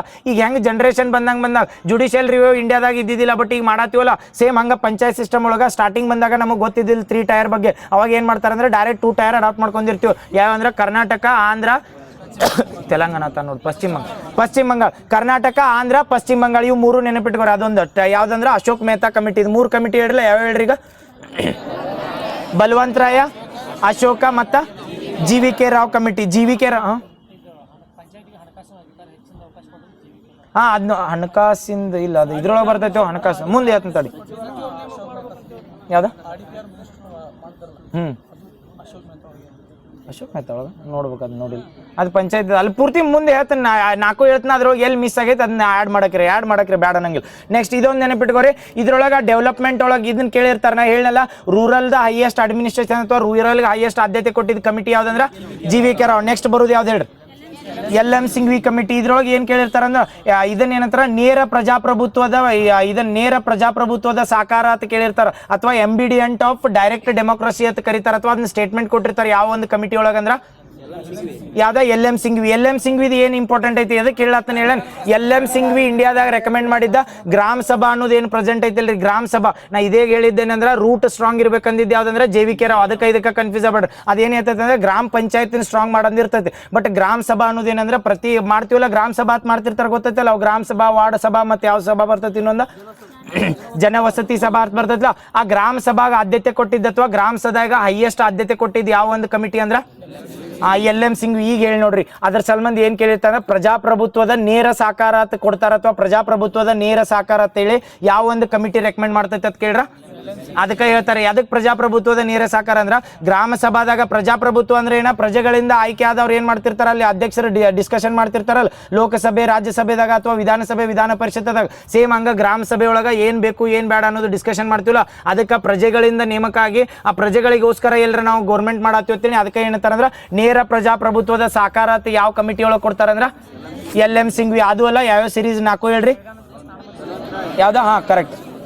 ಯಾವ್ಯಾವ ಹೇಳ್ರಿ ಬಡ ಹೇಳ್ತೀನಿ ತಡಿ. ಅದು ಯಾವ್ದ? ಒಂದನೇದು ಯಾವ್ದ? ಬಲವಂತರಾಯ್. ಎರಡನೇದ ಅಶೋಕ್ ಮೆಹ್ತಾ. ಮೂರನೇದ GVK ರಾವ್. ನಾಲ್ಕನೇದ LM ಸಿಂಘ್ವಿ. ಈಗ ಏನು ಕೇಳ್ತಾರೆ ಗೊತ್ತಾ, ಕಾನ್ಸ್ಟಿಟ್ಯೂಷನಲ್ದ ಇದನ್ನ ಕೊಡ್ಬೇಕಂತ ಹೇಳ್ತಾರೆ. ನಮ್ಮಲ್ಲಿ ಏನಂದ್ರೆ ಇವು ಪಂಚಾಯತ್ ಬಂದಿದ್ದು ಇನ್ನೊಂದು ನೆನಪಿಟ್ಕೋರಿ, ಇವು ಬಲವಂತರಾಯ್ ಕಮಿಟಿ ಟೈಮ್ನಾಗ ಎಲ್ಲರ ನಮ್ಮ ಸಂವಿಧಾನದಾಗ ಪಂಚಾಯತ್ ಸೇರಿಸಿರಂದ್ರೆ ಪಂಚಾಯತ್ ಇದ್ದಿದ್ದಿಲ್ಲ. ಇವ್ರು ಏನಂದ್ರೆ ಡೈರೆಕ್ಟ್ ನಾವು ಇನ್ಸ್ಟಿಟ್ಯೂಟ್ ಅಡಾಪ್ಟ್ ಮಾಡ್ಕೊಳತ್ತಿದ್ವಿ, ಬಟ್ ಸಂವಿಧಾನದಾಗ ಇದ್ದಿದ್ದಿಲ್ಲ. ಈ ಪಂಚಾಯತ್ ರಾಜ್ ಇನ್ಸ್ಟಿಟ್ಯೂಟ್ಗೆ ಸಂವಿಧಾನದ ಸ್ಥಾನಮಾನ ಕೊಡ್ಬೇಕಂತ ಹೇಳಿದ್ದು ಯಾವ ಒಂದು ಕಮಿಟಿ ಅಂತ ಕೇಳ್ರ, LM ಸಿಂಘ್ವಿ. ಬಟ್ ಇದನ್ನೊಂದು ನೆನಪಿಟ್ಕೋರಿ, ಸಂವಿಧಾನದ ಸ್ಥಾನಮಾನ ಕೊಡತ್ ಹೇಳಿರ್ತಾರ, ಬಟ್ ಅವ್ರ ಕಾಲದಾಗ ಕೊಟ್ಟರಂಗಿಲ್ಲ. ಅದನ್ನು ನೆನಪಿಟ್ಕೋರಿ. ಬರೀ ನಾ ಏನು ಹೇಳಿದ್ರೆ ಸಂವಿಧಾನದ ಸ್ಥಾನಮಾನ ಕೊಡ್ಲಿ ಅಂತ ರೆಕಮೆಂಡ್ ಮಾಡಿದ ಕಮಿಟಿ ಅಂತ ಕೇಳಿರ್ತಾರೆ. ಸಂವಿಧಾನಿಕ ಸ್ಥಾನಮಾನ ಕೊಡತ್ ರೆಕಮೆಂಡ್ ಮಾಡಿದ ಕಮಿಟಿ ಯಾವ್ದತ್ ಕೇಳ್ರ, LM ಸಿಂಘ್ವಿ. ಕನ್ಫ್ಯೂಸ್ ಆಗಂಗಿಲ್ಲಲ್ಲ, ಏನು ಕನ್ಫ್ಯೂಸ್ ಆಗತ್ತಿಲ್ಲಲ್ಲ. ನೆಕ್ಸ್ಟ್ ಇದನ್ನ ಕಮಿಟಿ ಬರ್ತೈತಿ, ಯಾವ ಕಮಿಟಿ ಹೇಳ್ರಿ, ತುಂಗನ್ ಕಮಿಟಿ. ತುಂಗನ್ ಕಮಿಟಿ ಅಂತ ಬರ್ತೈತಿ. ತುಂಗನ್ ಕಮಿಟಿ ಅದೇನು ಹೇಳ್ತೈತಿ ಹೇಳ್ರಿ, ತುಂಗನ್ ಕಮಿಟಿ ಕಡ್ಡಾಯವಾಗಿ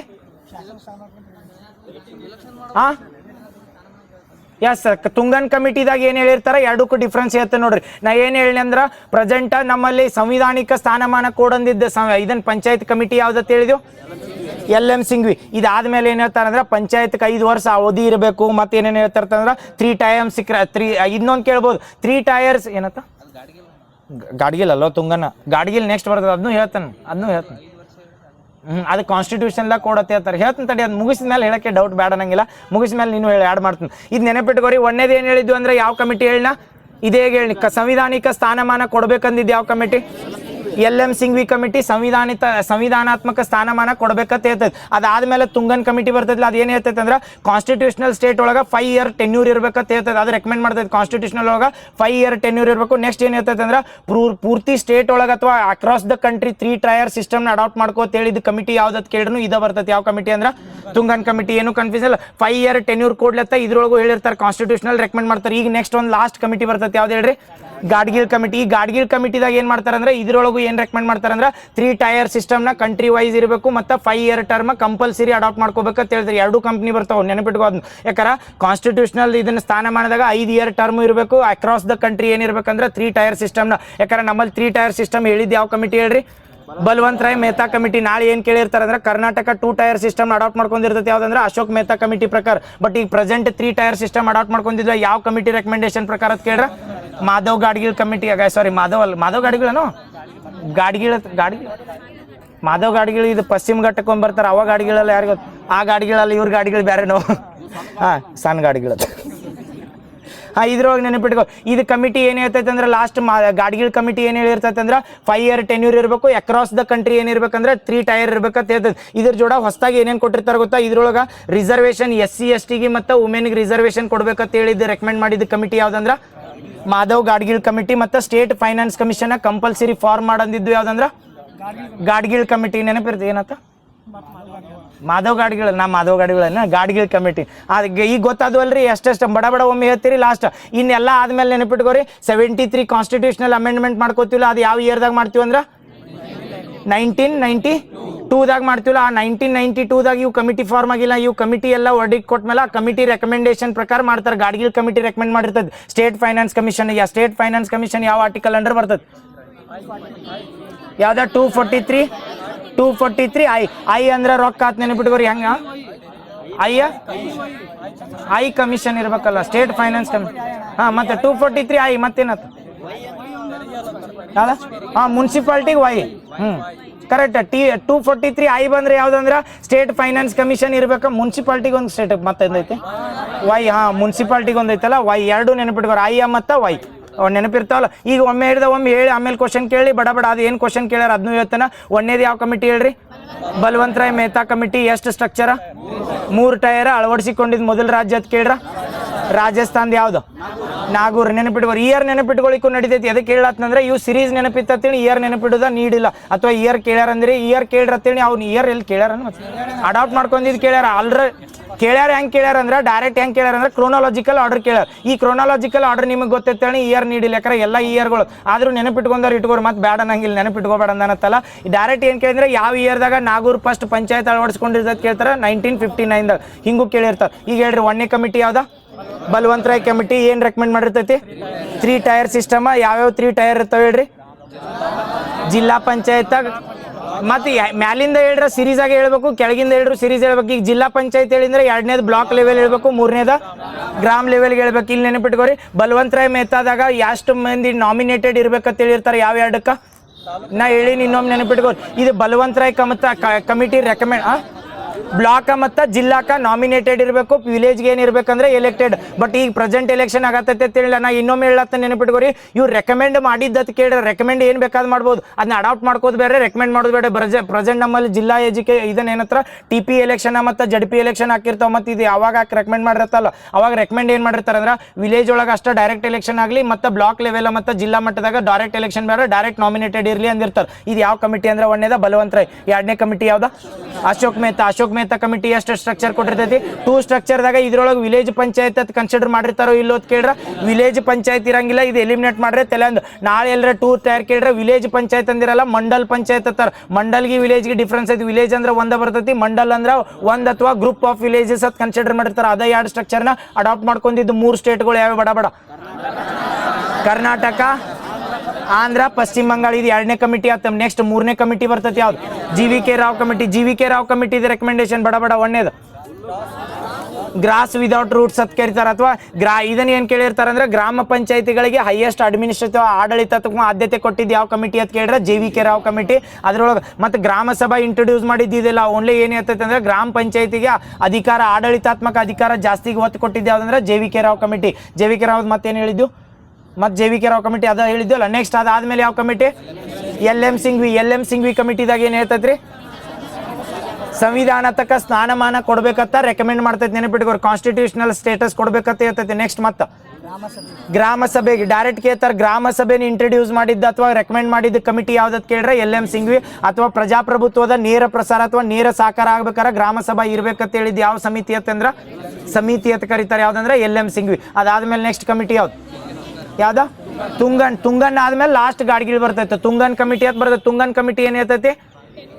5 year 10 year. ಮತ್ತು ಇಲ್ಲಾರ ಡೈರೆಕ್ಟ್ ಕೇಳ್ತಾರ, ಫಸ್ಟ್ ಯಾವ ಒಂದು ಕಮಿಟಿ ಅಥವಾ ಯಾವ ಒಂದು ಸಮಿತಿ ಒಳಗೆ ಅಕ್ರಾಸ್ ದ ಇಂಡಿಯಾ ಅಥವಾ ಯೂನಿಯನ್ ಆಗಿ ಏನು ಮಾಡ್ಬೇಕಂದ್ರೆ 3 tier ಸಿಸ್ಟಮ್ನ ಅಡಾಪ್ಟ್ ಮಾಡ್ಕೋಬೇಕಂತ ಹೇಳಿ ರೆಕಮೆಂಡ್ ಮಾಡ್ತೈತೆ ಅಂದ್ರೆ ತುಂಗನ್ ಕಮಿಟಿ.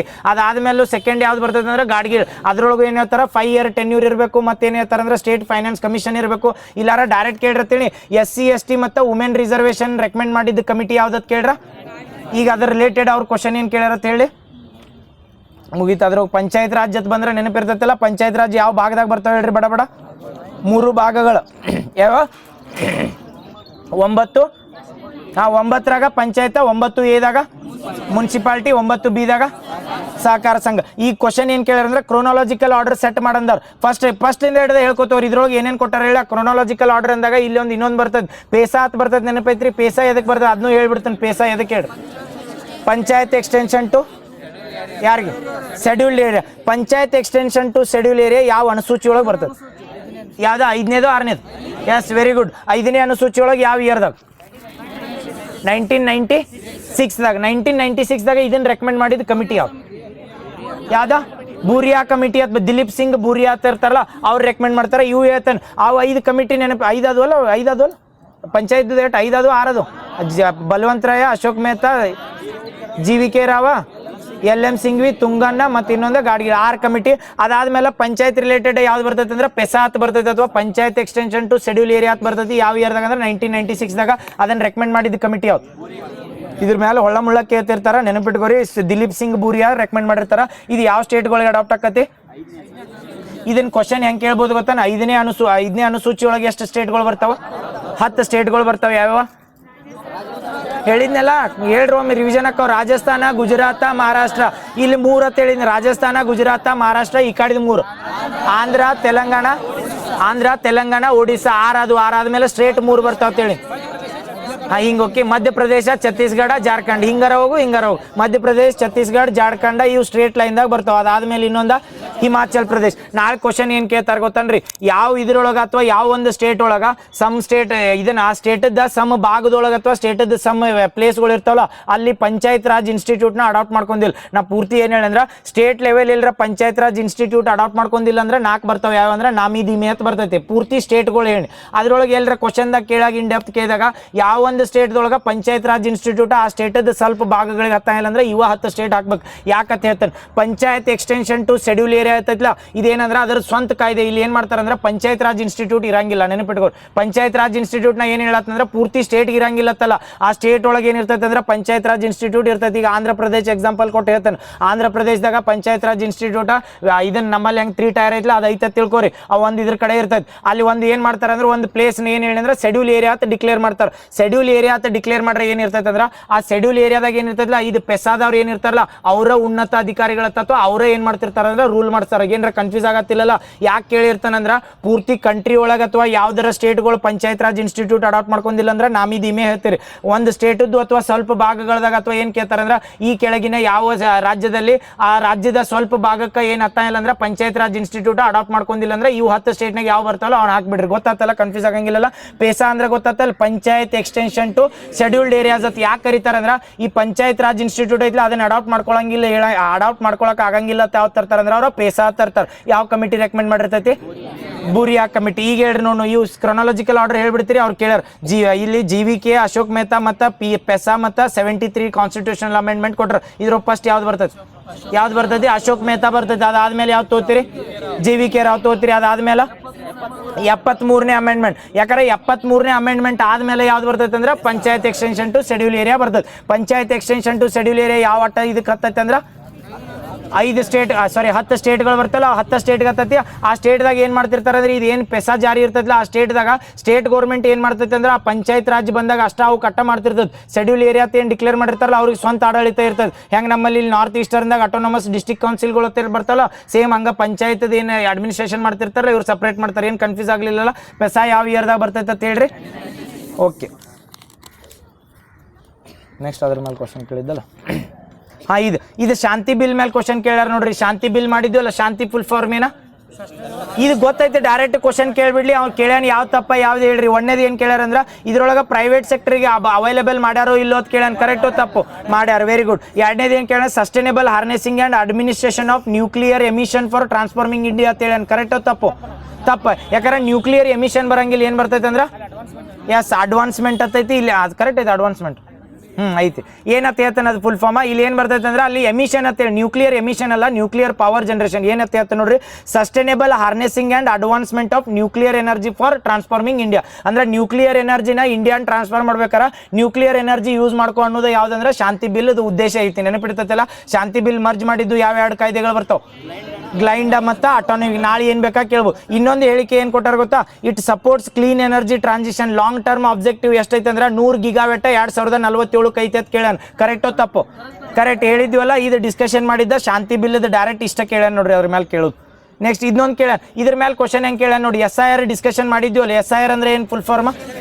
Special intensive revision. ಅದ್ರ ಮೇಲೆ ಕ್ವಶನ್ ಕೇಳ್ಕೊತಕ್ಕನ್ ಯಾವ ತಪ್ಪದಾವು ಯಾವ ಕರೆಕ್ಟ್ ಅದಾವ ತಿಳ್ಕೊತವ್ರೆ. ಅವ್ರ ಕ್ವಶನ್ ಹೆಂಗೆ ಕೇಳ್ಯಾರ ನೋಡ್ರಿ. ಒಂದೇದು ಕೇಳ್ಯಾರ, every election commission of India conducts this exercise ಅಂತ ಕೇಳ್ಯಾನ. ಎವ್ರಿ ಇಯರ್ ಪ್ರತಿ ವರ್ಷ ಎಲೆಕ್ಷನ್ ಕಮಿಷನ್ ಆಫ್ ಇಂಡಿಯಾದವರ SIR ಮಾಡ್ತೈತೋ ಇಲ್ಲೋ ಅಂತ ಕೇಳ್ಯಾನ. ಕರೆಕ್ಟೋ ತಪ್ಪು? ತಪ್ಪು. ನೆನಪಿಟ್ಕೋರಿ, ಮಾಡ್ಬೋದು ಮಾಡದೇ ಇರ್ಬೋದು, ಬಟ್ ಎವ್ರಿ ಇಯರ್ ಹತ್ ಕೊಟ್ಟ. ನಾವು ಕಂಪಲ್ಸರಿ ಎವ್ರಿ ಇಯರ್ ಹತ್ತಿಲ್ಲ, ಅವ್ರು ಯಾವಾಗ ಬೇಕಾದ್ ಮಾಡ್ಬೋದು. Special intensive revision. ಇದು ಒಂದೇ ಹೇಳಿಕೆ ಏನಂತಂದ್ರೆ ತಪ್ಪತ್. ಎರಡನೇ ಹೇಳಿಕೆ ಕೆಟ್ಟಾರ ಏನಂದ್ರೆ the name of new votes who are aged 18 and above being voter list ready ಮಾಡ್ತೈತೆ ಅಂತ ಹೇಳಿ. 18 ಮೇಲೆ ಇರ್ತಾರಲ್ಲ ಅವ್ರು ವೋಟರ್ ಲಿಸ್ಟ್ ರೆಡಿ ಮಾಡ್ತೈತೋ ಇಲ್ಲೋ? SIR ಮಾಡಿದಾಗ ವೋಟರ್ ಲಿಸ್ಟ್ ಮಾಡ್ತಾರೋ ಇಲ್ಲೋ? ಮಾಡ್ತಾರೆ. ನೆನಪಿಟ್ಕೋರು, ವೋಟರ್ ಲಿಸ್ಟ್ ಜನರೇಟ್ ಮಾಡಿರ್ತಾರೆ ಅವರು. SIR ಮಾಡೋ ಟೈಮ್ನಾಗ ಏನು ಮಾಡ್ತಾರೆ ಅಂದ್ರೆ ಈ ಮನ್ಯಾಗ ಯಾರ್ದು ಹೋಟ್ಗಳು ಅದಾವು ಹೋಟ್ಗಳು ಇಲ್ಲ ಅಂತ ಹೇಳ್ತಾರಲ್ಲ, ಹೋಟ್ ಅದಾವ ಅಂದ್ರೆ ಅವ್ನು ಏನು ಮಾಡ್ತಾರೆ ಎಲಿಜಿಬಲ್ ಮಾಡಿರ್ತಾರೆ. ಹೋಟ್ ಇರ್ಲಿಕ್ಕೆ ಏನು ಮಾಡ್ತಾರೆ ಅಂದ್ರೆ ಡೆಮಾಲಿಷ್ ಮಾಡ್ತಾರೆ. ಇದ್ರೊಳಗೆ ಸ್ಟೇಟ್ಮೆಂಟ್ ಕೊಟ್ಟಿದ್ದು ಅಟ್ಟ. ಬಟ್ ನಾಳೆ ಎಲ್ಲರ ನಿಮಗೆ ಕೇಳ್ರೆ ನೆನಪಿಟ್ಕೋರಿ, SIR ಮಾಡಿರ್ತೀನಿ ಸ್ಪೆಷಲ್ ಇಂಟೆನ್ಸಿವ್ ರಿವಿಷನ್. ನೀವು ಎಲ್ಲರ ತಲೆಯಾಗ ಮತ್ತೆ ಎಲ್ಲರ SIR ಮಾಡ್ರೆ ಬರೀ ಹೋಟ್ ತೆಗಿತಾರ ಅಂತೇಳಿ ಹೋಟ್ನಾಗ ಆ್ಯಡು ಮಾಡ್ತಾರೆ. ಅದ್ರೊಳಗೆ ತೆಗಿತಾರೋ ಯಾರ ಡೆತ್ ಆಗಿರ್ತಾರ ಅಥವಾ ಮೈಗ್ರೇಟ್ ಆಗಿ ಹೋಗಿರ್ತಾರ ಅಂಥವ್ರದ್ದು ಹೆಸರು ತೆಗಿತಿರ್ತಾರೋ. ಮತ್ತು ಇನ್ನೊಂದು ಏನು ಮಾಡ್ತಾರೆ ಅಂದ್ರೆ ಆ್ಯಡು ಮಾಡ್ತಿರ್ತಾರೆ. ಎರಡನೇ ಹೇಳಿಕೆ. ನೆಕ್ಸ್ಟ್ ಇನ್ನೊಂದು ಏನು ಕೇಳ್ಯಾರ ಅಂದ್ರೆ ಇಲ್ಲಿಗಲ್ ಫಾರಿನ್ ಮೈಗ್ರೇಟರಿಗಳನ್ನ ತೆಗೆದು ಹೋಗಿತಾರ ಅಂತ ಹೇಳ್ಯಾರ. ಕರೆಕ್ಟೋ ತಪ್ಪು? Correct, very good. Next last ಏನು ಕೇಳ್ಯಾರ ಗೊತ್ತಾ? SIR ಮಾಡ್ಬೇಕಾರೆ ಕನ್ಸರ್ನ್ ಸ್ಟೇಟ್ದ ಕನ್ಸೆಂಟ್ ಬೇಕೋ ಬೇಡೋ ಅಂತ ಕೇಳ್ಯಾರ. ಅಂದ್ರೆ ಪ್ರತಿ ರಾಜ್ಯದ ಒಪ್ಪಿಗೆ ಮುಖಾಂತರನೇ SIR ಮಾಡ್ತಾರೋ ಇಲ್ಲೋ ಅಂತ ಕೇಳ್ಯಾರ. ಮಾಡ್ತಾರ ಇಲ್ಲ? ಒಪ್ಪಿಗೆ ಬೇಕಾಗಿಲ್ಲ. ನೆನಪಿಟ್ಕೋರಿ, SIR ನ ಯಾವಾಗ ಬೇಕಾದ್ ಮಾಡ್ಬೋದು. ಈ SIR ಆತಂತೇಳಿ SIR ಜುಡಿಷಿಯಲ್ ರಿವ್ಯೂ ಬರ್ತೈತೋ ಇಲ್ಲೋ? SIR ಜುಡಿಷಿಯಲ್ ರಿವ್ಯೂ ಮಾಡ್ತಾರೋ ಇಲ್ಲೋ?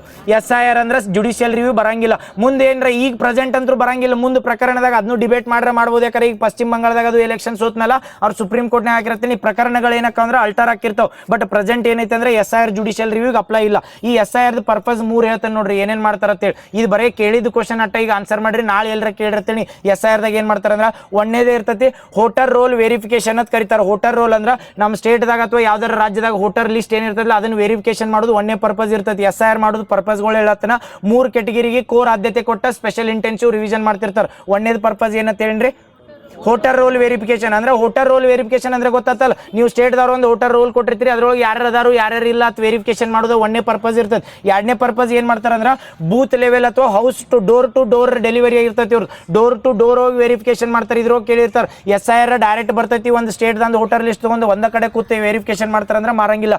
ಸ್ಪೆಷಲ್ ಇಂಟೆನ್ಸಿವ್ ರಿವಿಷನ್ದಾಗ ಏನಿರ್ತೈತೆ ಅಂದ್ರೆ ಬೂತ್ ಲೆವೆಲ್ ಆಫೀಸರ್ ಅಂತ ಇರ್ತಾರಲ್ಲ ಅವ್ರು ಮನಿಗೆ ಹೋಗಿ ಅದಾರೋ ಇಲ್ಲೋ ಅಂತ ಚೆಕ್ ಮಾಡಿ ಅದನ್ನ ವೋಟರ್ ಲಿಸ್ಟ್ ವೆರಿಫಿಕೇಶನ್ ಮಾಡ್ತಿರ್ತಾರೆ. ಇದು ಎರಡನೇ ಪರ್ಪಸ್. ಮೂರನೇ ಪರ್ಪಸ್ ಏನೈತೆ ಅಂದ್ರೆ ಪಬ್ಲಿಕ್ ವೆರಿಫಿಕೇಶನ್ ಅಂತ ಕೊಡ್ತಾರೆ. ನಾಳೆ ಎಲ್ಲರ ಕೇಳಿರ್ತೀನಿ SIR ಒಳಗೆ ಪಬ್ಲಿಕ್ ವೆರಿಫಿಕೇಶನ್ ಅಲಾವ್ ಐತೋ ಇಲ್ಲೋ ಅಂದ್ರೆ ಪಬ್ಲಿಕ್ ವೆರಿಫಿಕೇಶನ್ ಅಂದ್ರೆ ಗೊತ್ತಾತನ್ ಹೇಳ್ರಿ. ಪಬ್ಲಿಕ್ ವೆರಿಫಿಕೇಶನ್ ಅಂದ್ರೆ ಏನಂದ್ರೆ ಸಾರ್ವಜನಿಕರು ಏನು ಮಾಡ್ಬೋದು ಅಂದ್ರೆ ವೆರಿಫೈ ಮಾಡ್ಬೋದು. ಹೆಂಗಂದ್ರೆ ಹೇಳ್ತೀನಿ ನೋಡ್ರಿ, ಈಗ ಒಂದು ಸ್ಟೇಟ್ನವ್ರು ಇರ್ತಾರೆ ಅಥವಾ ಒಂದು ರಾಜ್ಯದವ್ರು ಇರ್ತಾರೆ, ಅವ್ರು ಯಾವ್ದಾರ ಬೇರೆ ರಾಜ್ಯದಿಂದ ಬಂದಿರ್ತಾರೆ ಅಥವಾ ಅವ್ರು ಏನು ಮಾಡಿರ್ತಾರೆ ಅಂದ್ರೆ SIR ದವ್ರಿಗೆ ನಮ್ಮ ರಾಜ್ಯದಾಗ ಏನಾಕತ್ತೆ ಅಥವಾ ನಮ್ಮ ಹಳ್ಳಿಯಾಗ ಏನಾಕತ್ತೆ ಗೊತ್ತಿರಂಗಿಲ್ಲ.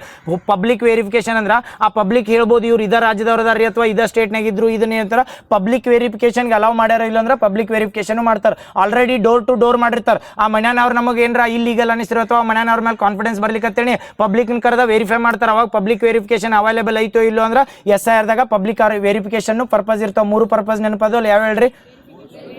ಒಂದೇದ ವೋಟರ್ ರೋಲ್ ವೆರಿಫಿಕೇಶನ್, ಎರಡನೇದ door to door booth level officer ಹೋಗಿರ್ತಾರೆ ಡೋರ್ ಟು ಡೋರ್. ಇನ್ನೊಂದು ಏನಂದ್ರೆ ಕ್ವಶನ್ ಹೆಂಗೆ ಕೇಳಿದ್ರು ಗೊತ್ತಾದ ಇದ್ರ ಮೇಲೆ ಕೇಳಿರ್ತಾರೆ. ಇಲ್ಲಾರ ಇದು SIR ಮಾಡ್ಬೇಕಾರೆ 18+ ಇದ್ದವ್ರನ್ನ ಆ್ಯಡ್ ಮಾಡ್ತಾರೆ ಅಂದ್ರೆ 18+ ಅಂದ್ರೆ ಏಜ್ ಇರ್ತದಲ್ಲ. ಎಲೆಕ್ಷನ್ ವೋಟಿಂಗ್ ಪವರ್ ಎಷ್ಟೈತೆ ಅಂದ್ರೆ 18 ಐತಿ. ಅದು ಕಡಿಮೆ ಆಗಿತ್ತನ್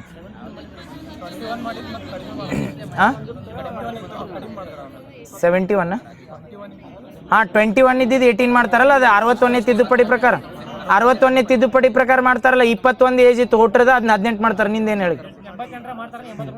ಕರೆಕ್ಟ್. ಏನು ಹೇಳ 17 ಇದ್ದವ್ರು ಮಾಡ್ಬೇಕಿತ್ತ? ನಾ ಕೇಳಿಲ್ಲಪ್ಪ. 17 ನಾ ಕೇಳಿಲ್ಲ ನೋಡ್ಬೇಕು. ಮತ್ತು ವೋಟರ್ ID ಕಾರ್ಡ್ ಮಾಡ್ರೆ ಮತ್ತು ವೋಟಿಂಗ್ ಲಿಸ್ಟ್ ಸಿಕ್ಕಂಗಲ್ಲ. ಬರಂಗಿಲ್ಲ ಅನಿಸ್ತೈತೆ. ಅದ ಕನ್ಫರ್ಮ್ ಇಲ್ಲ. ಯಾಕಂದ್ರೆ 17 ಇದ್ದವ್ರು ಮಾಡ್ರೆ ಬರಂಗಿಲ್ಲ ಅನಿಸ್ತೈತೆ. ಯಾಕಂದ್ರೆ 18 ಎಲೆಕ್ಷನ್ ನಮ್ದು ವೋಟಿಂಗ್ ಏಜ್ ಐತಿ. ಅದೊಂದು ಹೇಳ್ತಾನೆ 61ನೇ ತಿದ್ದುಪಡಿ ಪ್ರಕಾರ ಏನು ಹೇಳಿರ್ತೈತೆ ಅಂದ್ರೆ 61ನೇ ತಿದ್ದುಪಡಿ ಪ್ರಕಾರ 21 ಇದ್ದವ್ರು ಅಟ್ಟ ವೋಟ್ ಹಾಕ್ಬೇಕಂದಿರ್ತಾರೆ. ಕಡಿಮೆ ಜನ 21 ಇದ್ದವ್ರ ತರ ಅಮೆಂಡ್ಮೆಂಟ್ ಮಾಡಿ ಏನು ಮಾಡ್ತಾರೆ ಅಂದ್ರೆ 61ರಾಗ 21 ಇದ್ದು 18ಕ್ಕೆ ತರ್ತಾರೆ. ಈಗ ಪ್ರೆಸೆಂಟ್ ಎಷ್ಟೈತೆ ಅಂದ್ರೆ 18 ಐತಿ. ಅದು ನೋಡಿ ಹೇಳ್ತೀನಿ ಏನು 17 ಗೊತ್ತಿಲ್ಲ ನಂಗೆ ಕನ್ಫರ್ಮ್. ಅದಕ್ಕೆ ಇದು 71ನೇ ಫಿಲ್ಮ್ ಫೆಸ್ಟಿವಲ್ ಹೇಳೋ ಬೇಡ ಅವಾರ್ಡ್ ಕೊಟ್ಟಿದ್ದು ಎಕ್ಸಾಮ್ ಕೇಳೋಣ ಅದು ಕೇಳ್ಬೋದತ್ತೀರಿ. 2021 25ರಾಗ ಆಗಿತ್ತು. ಯಾಕಂದ್ರೆ 71 ಆದ್ಮೇಲೆ ಆಗಸ್ಟ್ನಾಗ ಹಾಕಿರ್ತೈತಿ. ಈ ಆಗಸ್ಟ್ ತನ ಏನಂದ್ರೆ ಇದ್ರ ಮೇಲೆ ಕೇಳ್ತಿರ್ತಾರೆ. ಯಾಕಂದ್ರೆ ನ್ಯಾಷನಲ್ ಫಿಲ್ಮ್ ಫೆಸ್ಟಿವಲ್ ಅಂತ ಕರಿತು. ಹೆಂಗೆ ಆಸ್ಕರ್ ಅವಾರ್ಡ್ ಕೊಡ್ತಿರ್ತಾರಲ್ಲ ಹಂಗೆ ರಾಷ್ಟ್ರೀಯ ಇದನ್ನೇ ಚಿತ್ರೋದ್ಯಮ ಪ್ರಶಸ್ತಿ ಅಂತ ಕರೀತಾರೆ. ನೆನಪೈತಲ್ಲ 71ನೇ ಫಿಲ್ಮ್ ಫೆಸ್ಟಿವಲ್ ಅವಾರ್ಡ್. ಇದು ಪ್ರೆಸಿಡೆಂಟ್ದಿಂದ ಮಾಡ್ತಿರ್ತಾರೆ. ಅಥವಾ ದಾದಾ ಸಾಹೇಬ್ ಫಾಲ್ಕೆ ಅವಾರ್ಡ್ ಯಾವ ಇದ್ರೊಳಗೆ ಕೊಡ್ತಾರ ಅಂತ ಕೇಳ್ತಾರಲ್ಲ. ದಾದಾ ಸಾಹೇಬ್ ಫಾಲ್ಕೆ ಅವಾರ್ಡ್ ಯಾರಿಗೆ ಕೊಟ್ರಿ ಈ ಸರಿ? ಮೋಹನ್ ಲಾಲ್ ಕೊಟ್ರೆ. ಯಾವ ಸ್ಟೇಟ್ದವ್ರು? ಯಾರ? ಕೇರಳದವ್ರ. ಮಲಯಾಳಿಯಂ ಅಂದ್ರೆ ತಮಿಳ್ನಾಡು ಬರ್ತೈತಿ. ಕೇರಳದ ಮಲಯಾಳಿಯಮ್ಮ ಮೋಹನ್ ಲಾಲಿಗೆ ಕೊಟ್ಟಾರ. ಅವ್ರಿಗೆ ಏನಂದ್ರೆ ಕೇರಳದ ರಾಜ್ಕುಮಾರ್ ಅಂತ ಕರಿತಿರ್ತಾರೆ. ನಾವು ನಮ್ಮಲ್ಲಿ ಹಂಗೆ ರಾಜ್ಕುಮಾರ್ ಆದ್ಯತೆ ಐತ್ಲ ಅಲ್ಲಿ ಹಂಗೆ ಸೇಮ್ ಕೇರಳದಾಗ. ಈಗ ಹೇಳ್ರಿ ಬಡ 71ನೇ ಫಿಲ್ಮ್ ಫೆಸ್ಟಿವಲ್ ಪ್ರಕಾರ ಅವ್ನು ಡಿಸ್ಕಷನ್ ಮಾಡಿದ್ವಿ ನಾವು. ರಾಷ್ಟ್ರೀಯ ಫಿಲ್ಮ್ ಫೆಸ್ಟಿವಲ್ ಅಥವಾ ರಾಷ್ಟ್ರೀಯ ಚಿತ್ರೋದ್ಯಮ ಪ್ರಶಸ್ತಿ ಅಂತ ಕರೀತಾರ. ಆಗಸ್ಟ್ನಾಗ ಆಗಿರ್ತೈತಿಲ್ಲ. ಈ ಆಗಸ್ಟ್ ಬರುತ್ತಾನ ಇದು ಅವಾರ್ಡ್ಸ್ ಇರ್ತಾವ. ಹೇಳ್ರಿ ಬೆಸ್ಟ್ ಆಕ್ಟರ್ಸ್ ಯಾರು? ಬೆಸ್ಟ್ ಆಕ್ಟರ್ಸ್ ಆಕ್ಟ್ರೆಸ್ ಅಂತ ಬರ್ತಾರಲ್ಲ. ಬೆಸ್ಟ್ ಹೀರೋಗಳು ಯಾರಿದ್ರು? ಇಬ್ಬರು ಬೆಸ್ಟ್ ಹೀರೋಗಳು ಯಾರು ಹೇಳ್ರಿ? ಶಾರುಖ್ ಖಾನ್ ಮತ್ತು ವಿಕ್ರಮ್ ಮೆಸ್ಸಿ ಯಾವ ಮೂವಿಗೆ? 12th fail. ಶಾರುಖ್ ಖಾನ್ ಬಂದಾಗ ಜವಾನ್ ಮೂವಿಗೆ. ಈಗ ಹೀರೋಯಿನ್ ಬೆಸ್ಟ್ ಹೀರೋಯಿನ್ ಯಾರು? ರಾಣಿ ಮುಖರ್ಜಿ. ಯಾವ ಮೂವಿ ಹೇಳ್ರಿ? ಅಲ್ಲ ಯಾವ ಮೂವಿ? ಯಾವ್ದಲ್ಲ ನಾರ್ತ್ ಅಲ್ಲ. ಇನ್ನು ಆಪ್ಷನ್ ಕೊಡ್ಲಿ? ಪಾರ್ಕಿಂಗ, ಆಮೇಲೆ the Kerala story, mister Chatterjee versus Norway. Yes, mister Chatterjee versus ಇದನ್ನ ನಾರ್ವೆ ಅಂತ ಬರ್ತೈತಲ್ಲ ಅದ ಕರೆಕ್ಟ್. ಬೆಸ್ಟ್ ಯಾರು ನೆನಪಿಟ್ಕೊಂಡ್ರಿ ಅಂದ್ರೆ ಹೀರೋ ನೆನಪಿಟ್ಕೊಂಡ್ರಿ. ಆಮೇಲೆ ಹೀರೋಯಿನ್ ಅದಾದ್ಮೇಲೆ ಏನು ಕೇಳ್ಯಾರಂದ್ರೆ ಯಾವ್ದಂದ್ರೆ ಇದನ್ನ ಕೇಳ್ತಾರೆ ಬೆಸ್ಟ್ ಫೀಚರ್ ಫಿಲ್ಮ್ ಮತ್ತು ಯಾವ್ದನ್ನ ಘೋಷಣೆ ಮಾಡಿದ್ರು? ಬೆಸ್ಟ್ ಫಿಲ್ಮ್ ಮತ್ತು ಯಾವ್ದು ಕೊಟ್ಟಿದ್ರು? 12th fail. Very good. ಅದ 12th ಫೇಲ್ ಆಕ್ಟರ್ ಏನಿರ್ತಾರಲ್ಲ ಅವ್ರಿಗೆ ಅವಾರ್ಡ್ ಕೊಟ್ಟಿರ್ತಾರೆ. ಬೆಸ್ಟ್ ಫೀಚರ್ ಫಿಲ್ ಯಾವ್ದಂದ್ರೆ 12th ಫೇಲ್. ಇನ್ನೊಂದು ಏನು ಕೇಳ್ತಾರೆ ಬೆಸ್ಟ್ ಡೈರೆಕ್ಷನ್ ಅವಾರ್ಡ್ ಅಂತ ಕೊಟ್ಟಿರ್ತಾರೆ ಒಬ್ಬ ಡೈರೆಕ್ಟರ್ಗೆ. ಯಾರು? ಯಾರು ಹೇಳ್ರಿ ಆಪ್ಷನ್ ಅದ ಕೇರಳ ಸ್ಟೋರಿ ಯಾರು ಹೇಳ್ರಿ ಆಪ್ಷನ್ ಕೊಡ್ಲಿ ಶಾರುಖ್ ಖಾನ ವಿಕ್ರಾಂತ್ ಮೆಸ್ಸಿ ರಾಣಿ ಮುಖರ್ಜಿ ಸುದೀಪ್ತಾ ಸೇನ್ ಮೂರು ಹೇಳಿದ್ದೆ ಹೇಳಿ ಸುದೀಪ್ತಾ ಸೇನ್ ಅಂತ ಬರ್ತಾರಲ್ಲ ಅವ್ರಿಗೆ ಏನಂದ್ರೆ ಬೆಸ್ಟ್ ಡೈರೆಕ್ಟರ್ ಅವಾರ್ಡ್ ಕೊಟ್ರ ಇನ್ನೊಂದು ಕೇಳ್ತಾರೆ ಏನಂದ್ರೆ ಬೆಸ್ಟ್ ನಾನ್ ಫೀಚರ್ ಫಿಲ್ಮ್ ಅಂತಾರೆ ಬೆಸ್ಟ್ ಫಿಲ್ಮ್ ಅಂದ್ರೆ 12th ಫೇಲ್ ನಾನ್ ಫೀಚರಿಂಗ್ ಫಿಲ್ಮ್ ಅಂತ ಕರೀತಾರ ಒಂದು ಯಾವ್ದಂದ್ರೆ ಬೆಸ್ಟ್ ಫಿಲ್ಮ್ ನಾನ್ ಫೀಚರಿಂಗ್ ಫೀಲ್ಡ್ ಒಳಗೆ ಯಾವ್ದು ಹೇಳಿ ಯಾವ್ದು ಆಪ್ಷನ್ ಕೊಡ್ಲಿ ಆಪ್ಷನ್ ಹೆಂಗೆ ಕೊಡ್ಲಿ ಆಪ್ಷನ್ ಕೊಡ್ತೀನಿ ತಡಿ ಫ್ಲೋಯಿಂಗ್ ಮ್ಯಾನ್ ಇದನ್ ಫ್ಲವರಿಂಗ್ ಮ್ಯಾನ್ ಹೇಳ ಅದೇ ಆಪ್ಷನ್ ಐತೆ ಫ್ಲವರಿಂಗ್ ಮ್ಯಾನ್ ಐತೈತಿ ಯಾರಂದ್ರ ಸಂಜೋತಾ ಘೋಷ್ ಅಂತ ಬರ್ತಾರೆ ನೋಡಿ ಸಂಜೋತಾ ಘೋಷ್ ಅಂತ ಅವ್ರಿಗೆ ಏನಂದ್ರೆ ಬೆಸ್ಟ್ ನಾನ್ ಫೀಚರ್ ಫಿಲ್ಮ್ ಅಂತ ಈಗ 4 ಒಮ್ಮೆ ಹೇಳ್ಬಿಡ್ರಿ 71 ನ್ಯಾಷನಲ್ ಫಿಲ್ಮ್ ಫೆಸ್ಟಿವಲ್ ಅಂತ ಬರ್ತೈತಿ ಅದ್ರೊಳಗೆ ಅವಾರ್ಡ್ ಕೊಟ್ಟಿದ್ದು ಬೆಸ್ಟ್ ಪಿಕ್ಚರ್ ಯಾವ್ದಂದ್ರ ಬೆಸ್ಟ್ ಪಿಕ್ಚರ್ ಅಟ್ಟ ನೆನಪಿಟ್ಕೋರಿ 12th ಫಿಲ್ಮ್ ಆಮೇಲೆ 12th ಫೇಲ್ ಅಂತ ಬರ್ತೈತಿ ಬೆಸ್ಟ್ ಆಕ್ಟ್ರೆಸ್ ಬಂದ್ರ ಶಾರುಖ್ ಖಾನ್ ಮತ್ತು ವಿಕ್ರಾಂತ್ ಮೆಸ್ಸಿ ಗೊತ್ತಾತ ಆಮೇಲೆ ಇನ್ನೊಬ್ರು ಯಾರಂದ್ರ ಬೆಸ್ಟ್ ಆಕ್ಟ್ರೆಸ್ ಅಂತ ಬಂದ್ರ ರಾಣಿ ಮುಖರ್ಜಿ ಬೆಸ್ಟ್ ಡೈರೆಕ್ಟರ್ ಬಂದ್ರ ಸುದೀಪ್ತಾ ಸೇನ ರಾಣಿ ಮುಖರ್ಜಿಗೆ ಇದಕ್ಕೆ ಕೊಡ್ತಾರಂದ್ರ Chatterjee mister Chatterjee versus Norway ಅಂತ ಬರ್ತದೆ ಇದು ಹಿಸ್ಟ್ರಿದು ಒಂದು ಕ್ವಶನ್ ಐತೆ ಕೇಳಬೇಡ ಕೇಳ ಇದು ಹೇಳ್ರಿ ನೋಡು ರಿವಾಲ್ಟ್ ಅಂತ ಬರ್ತಿರ್ತಾವಲ್ಲ ಇದ್ರ ಮೇಲೆ ಕ್ವಶನ್ ಹೆಂಗೆ ಕೇಳ್ಯಾರ ಎಲ್ಲ ನೆನಪಿಟ್ಕೋಬೇಕತ್ತಿ ಇಲ್ಲಿ ಇಯರ್ ಯಾಕಂದ್ರೆ ಎಲ್ಲ ಇಯರ್ಗಳು ನೆನಪಿಟ್ಕೊಂಡ್ರೆ ಯಾರಿಗಾವ ಏನು ಯಾಕಂದ್ರೆ ನಾವೇನು ಮಷೀನ್ ಅಲ್ಲ ಒಂದೊಂದು ನೆನಪಿರ್ತಾವ ಒಂದೊಂದು ನೆನಪಿರಂಗಿಲ್ಲ ಬಟ್ ಕ್ವಶನ್ ಹೆಂಗೆ ಕೇಳ್ಯಾನ ಗೊತ್ತಾನ ಕರ್ನಾಟಕದ ಆರ್ಮ್ ರೆಬಿಲಿಯನ್ ಒಳಗೆ ಕ್ರೊನಾಲಜಿಕಲ್ ಆರ್ಡರ್ ಮಾಡೋದು ನಾನು 4 ಹೇಳ್ತೇನೆ ನೋಡ್ರಿ ಒಂದೇದು ಯಾವ್ದಂದ್ರೆ ವೆಂಕಟಧಾರಿ ನಾಯಕ ಐಗೂರ್ ಅಂತ ಬರ್ತೈತಿ ಇದು ಒಂದೇ ರೆಬಿಲಿಯನ್ ಅಂತ ಕರೀತಾರೆ ಇವೆಲ್ಲ ಕೇಳಿಲ್ಲತ್ತಲ್ಲ ಒಂದೇದು ಹೇಳ್ತಾನೆ ಒಂದೇದು ಯಾವ್ದಂದ್ರೆ ವೆಂಕಟ ನಾಯಕ ಅಂತ ಬರ್ತೈತಿ ನೆಕ್ಸ್ಟ್ ಎರಡನೇದು ಬರೋದ ಬೂದಿ ಬಸಪ್ಪ ರೆಬಿಲಿಯನ್ ಅಂತ ಬರ್ತೈತಿ ಬೂದಿ ಬಸಪ್ಪ ಆಮೇಲೆ ಬರೋದ ಚೆನ್ನಮ್ಮ ಕಿತ್ತೂರ್ ಅಂತ ಬರ್ತೈತಿ ಯಾವ್ದಂದ್ರೆ ಕಿತ್ತೂರು ರಾಣಿ ಚೆನ್ನಮ್ಮನ್ ಆಮೇಲೆ ಇನ್ನೊಂದು ಬರೋದ ಕೊಪ್ಪಳ ವೀರಪ್ಪ ರೆವಾಲ್ಟ್ ಅಂತ ಬರ್ತೈತಿ ಕೊಪ್ಪಳದ ವೀರಪ್ಪ ನಾಯಕ ಅಂತೇಳಿ ಇದ್ರೊಳಗೆ ಯಾವ್ದು ಇಯರ್ ನೆನಪಿರ್ತೈತೆ ಅಂದ್ರೆ 1824 ಕರ್ನಾಟಕದ ಯಾವ್ದಂದ್ರ ಚೆನ್ನಮ್ಮ ಯಾವ್ಯಾವ ಬರ್ತಾವೆ ಹೇಳ್ರಿ ಇಯರ್ಗಳು ಯಾವ್ಯಾವ ನೆನಪದಾವ ನಿಮ್ಗೆ ಯಾರ ಬುದಿ ಬಸಪ್ಪ ಯಾವ ಇಯರ್ 1830 ಬರ್ತದಲ್ಲ ಬುದಿ ಬಸಪ್ಪ 30 ಕರೆಕ್ಟ್ 30 ಆಕತ್ತಲ್ಲ ಕೃಷ್ಣರಾಜ ಒಡೆಯರ್ 3 ಇದ್ದಾಗ ನಾವು ಇದನ್ನ ಕೆಳದಿ ಮನೆಯದ ನಾಯಕಾದಿನಿ ಅಂತೇಳಿ ಅಡ್ಡಾಡ್ತಿರ್ತಾರ ನಾವು ನಗರದಂಗೆ ಅಂತ ಎದ್ದಿರ್ತಾರ ಅಂತ ಹೇಳ್ತಿರ್ತಾರಲ್ಲ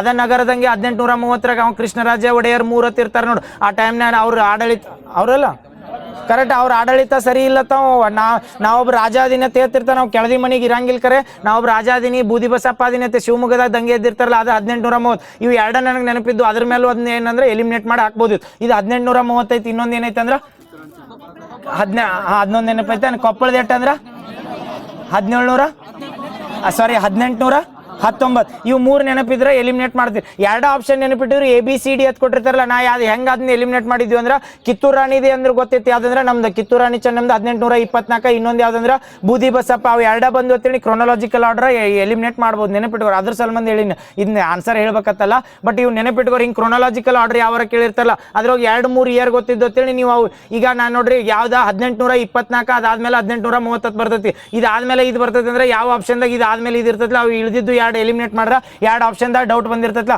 ಅದ್ರಾಗ ಇನ್ನೊಂದು ಗೊತ್ತಾದ್ರೆ ಎಲಿಮಿನೇಟ್ ಮಾಡ್ಬೋದು ಅದಕ್ಕೆ ಹೇಳಿ ಬುದಿ ಬಸಪ್ಪ ಇದನ್ನ ಕೇಳಿದಲ್ಲ ಬುದಿ ಬಸಪ್ಪ ಯಾವ ರಾಜ ಇದ್ದಾಗಿದ್ದತ್ತೆ ಯಾವ ರಾಜ ಅಂದ್ರ ಕೃಷ್ಣರಾಜ ಒಡೆಯರ್ 3 ಇದ್ದಾಗ ಇದ್ರಲ್ಲ ಕರೆಕ್ಟ್ ಅಲ್ಲ ಇನ್ನೊಂದು ನೋಡ್ರಿ ಕ್ವಶನ್ ಕೇಳ್ತಾನೆ ಯಾವ್ದ್ರ ಮೇಲೆ ಐತೆ ಅಂದ್ರೆ ಹಿಸ್ಟ್ರಿ ಮೇಲೆ ಐತಿ ಹಿಸ್ಟ್ರಿ ಯಾಕೆ ಕೇಳತ್ತೀರಿ ಅಂದ್ರೆ ಮತ್ತೆ ಕ್ವಶನ್ ಕೇಳ್ಯಾನ ಅದ್ರ ಮೇಲೆ ಹೆಂಗೆ ಕೇಳಿರ್ತಾರೆ ನೋಡ್ರಿ ನೆನಪಿಟ್ಕೋರಿ ನಿಮ್ಗೆ ನೆನಪಿರತ್ತಾವ ಹಿಸ್ಟ್ರಿ ಅದ್ರ ಸಲ ಇದನ್ನ ಇರತ್ತಾವ ಗೊತ್ತಿರ್ತಾವ ಬಟ್ ಆದ್ರೂ ಕ್ವಶನ್ ಹೆಂಗೆ ಕೇಳ್ಯಾರ ನೋಡ್ರಿ ಒಂದೇದು ಕಾರ್ನಾಟಿಕ್ ಯುದ್ಧಗಳಕ್ಕ ಗೊತ್ತೈತಲ್ಲ ಕಾರ್ನಾಟಿಕ್ ಯುದ್ಧಗಳಾಕವಲ್ಲ ಒಂದೊಂದು ಕಡೆ ಕಾರ್ನಾಟಿಕ್ ಮೇಲೆ ಒಪ್ಪಂದಗಳು ಕೇಳ್ಯಾನ ಒಂದೊಂದು ಕಡೆ ಏನು ಕೇಳ್ಯಾನ ರೀಸನ್ ಕೇಳ್ಯಾನ ಒಂದೊಂದು ಟೈಮ್ನಾಗ ಏನು ಕೇಳ್ಯಾನ ಇಯರ್ ಕೇಳ್ಯಾನ ಒಮ್ಮೆ ಕ್ವಶನ್ ಕೇಳಿ ಆಮೇಲೆ ಎಲ್ಲ ಕಾರ್ನಾಟಿಕ್ ಯುದ್ಧ ಡಿಸ್ಕಷನ್ ಮಾಡೋಣ ಇನ್ನು ಕರ್ನಾಟಕ ಯುದ್ಧ ಡಿಸ್ಕಷನ್ ಮಾಡಿ ಕ್ವಶನ್ ಕೇಳೋಣ ಡಿಸ್ಕಷನ್ ಮಾಡಿದ್ಮೇಲೆ ಕಾರ್ನಾಟಿಕ್ ಯುದ್ಧ ಕ್ವಶನ್ ಒಂದೇದು ಕ್ವಶನ್ ಒಂದೇದು ಏನೈತೆ ನೋಡ್ರಿ ಕಾರ್ನಾಟಿಕ್ ವಾರ್ ರಿಲೇಟೆಡ್ ಏನು ಕೇಳ್ಯಾನ ಅಂದ್ರೆ ಯಾವ ಇದ್ರ ಬಗ್ಗೆ ಕರೆಕ್ಟ್ ಅದಾವತ್ ಕೇಳ್ಯಾನ ಒಂದೇದು ಏನು ಕೇಳ್ಯಾನ ಗೊತ್ತ ಫಸ್ಟ್ ಕಾರ್ನಾಟಿಕ್ ವಾರಿಗೆ ರಿಲೇಟೆಡ್ ಏನೈತೆ ಅಂದ್ರೆ ಆಸ್ಟ್ರಿಯಾದಾಗ ವಾರ್ ಆಗಿತ್ಲ ಅದ ರೀಸನ್ ಐತಂದ್ರೆ ಕರೆಕ್ಟು ತಪ್ಪು ಎಸ್ ಆಸ್ಟ್ರಿಯಾದಾಗ ಯುದ್ಧ ಹಾಕಿರ್ತೈತಿ ಅದ ರೀಸನ್ ಇವು ಕರ್ನಾಟಕ ಯುದ್ಧಗಳು ಯಾರ ನಡುವೆ ಹಾಕಿರ್ತಾವ ಫ್ರೆಂಚ್ ಮತ್ತು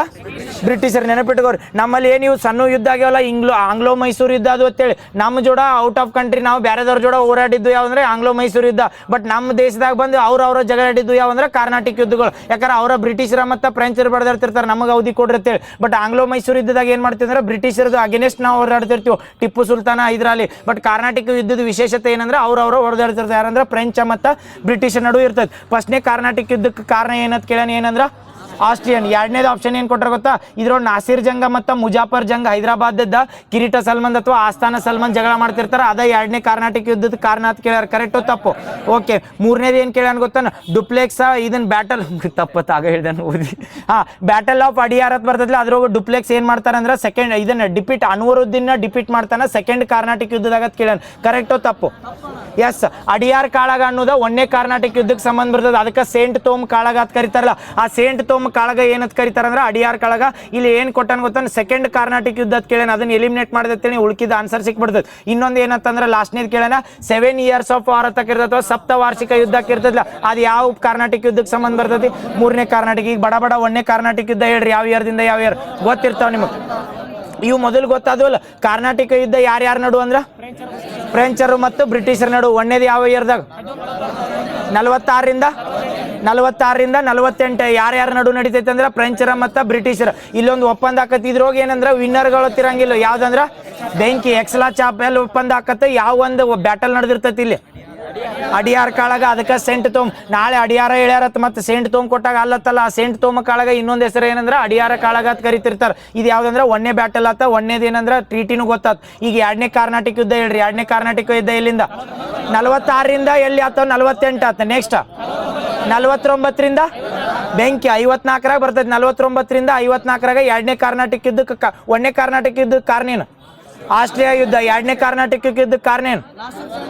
ನಾಸಿರ್ ಜಂಗ ಮುಜಾಫರ್ ಜಂಗ್. ಯಾಕೆ ಇರ್ತೈತೆ ಅಂದ್ರೆ ಅಲ್ಲಿ ಹೈದರಾಬಾದ್ ಒಂದು ಇರ್ತೈತಿ, ಕರ್ನಾಟಕ. ಮತ್ತು ಇದೊಂದು ನೆನಪಿಟ್ಕೋರಿ, ಕರ್ನಾಟಕ ಪ್ಲೇಸ್ ಅನ್ನೋದು ಬರ್ತೈತಿಲ್ಲ, ಈ ಮದ್ರಾಸ್ ಪ್ರೆಸಿಡೆನ್ಸಿ ಏನಿರ್ತೈತಿಲ್ಲ, ಇಲ್ಲಿ ಪ್ಲೇಸಿಗೆ ಕರ್ನಾಟಕ ಅಂತ ಕರಿತಿರ್ತಾರೆ. ನೆನಪಿಟ್ಕೋರಿ, ಕರ್ನಾಟಕ ಅಂತ ಕರಿತಾರಲ್ಲ. ಈ ಮದ್ರಾಸ್ ಥ್ರೋನ್ ಒಳಗೆ ಮತ್ತು ಹೈದರಾಬಾದ್ ಥ್ರೋನ್ ಒಳಗೆ. ಹೈದರಾಬಾದ್ದಾಗೂ ಜಗಳ ಹಾಕಿರ್ತೈತಿ, ಇಲ್ಲಿ ಮದ್ರಾಸ್ದಾಗೂ ನಮ್ಮವ್ರು ಜಗಳ ಆಡ್ತಿರ್ತಾರ.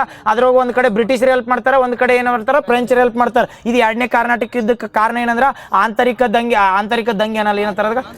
ಆಂತರಿಕ ಕಲಹ ಅಂತ ಕರೀತಾರೆ. ಯಾವ ಒಪ್ಪಂದ ಆಕತಿ? ಎರಡನೇದ್ರಾಗ ಪಾಂಡಿಚೇರಿ. ಈ ಎರಡನೇದ್ರಾಗ ಯಾವುದು ಬ್ಯಾಟಲ್ ಆಗಂಗಿಲ್ಲ, ನೆನಪಿಟ್ಕೋರಿ. ಯಾಕೆ? ಕರೆಕ್ಟ್. ಅಂಬೂರ್ ಕಾಳಗ ಆಕತ್ತಲ್ಲ. ಕರೆಕ್ಟ್. ಅಂಬೂರ್ ಕಾಳಗ ಅದಿರ್ತದೆ. ಕರೆಕ್ಟ್. ಎರಡನೇದ್ರಾಗ ಯಾವ್ದು ಕಾಳಗ ಅಂದ್ರೆ ಅಂಬೂರ್ ಕಾಳಗ. ರೀಸನ್ ಏನು ಎರಡನೇದಕ್ಕಂದ್ರೆ ಆಂತರಿಕ ದಂಗೆ, ಆಂತರಿಕ ಕಲಹ ಅಂತ ಕರಿತೀವಿ. ಇನ್ನೊಂದು ಯಾವ ಟ್ರೀಟಿ ಆಕತಿ?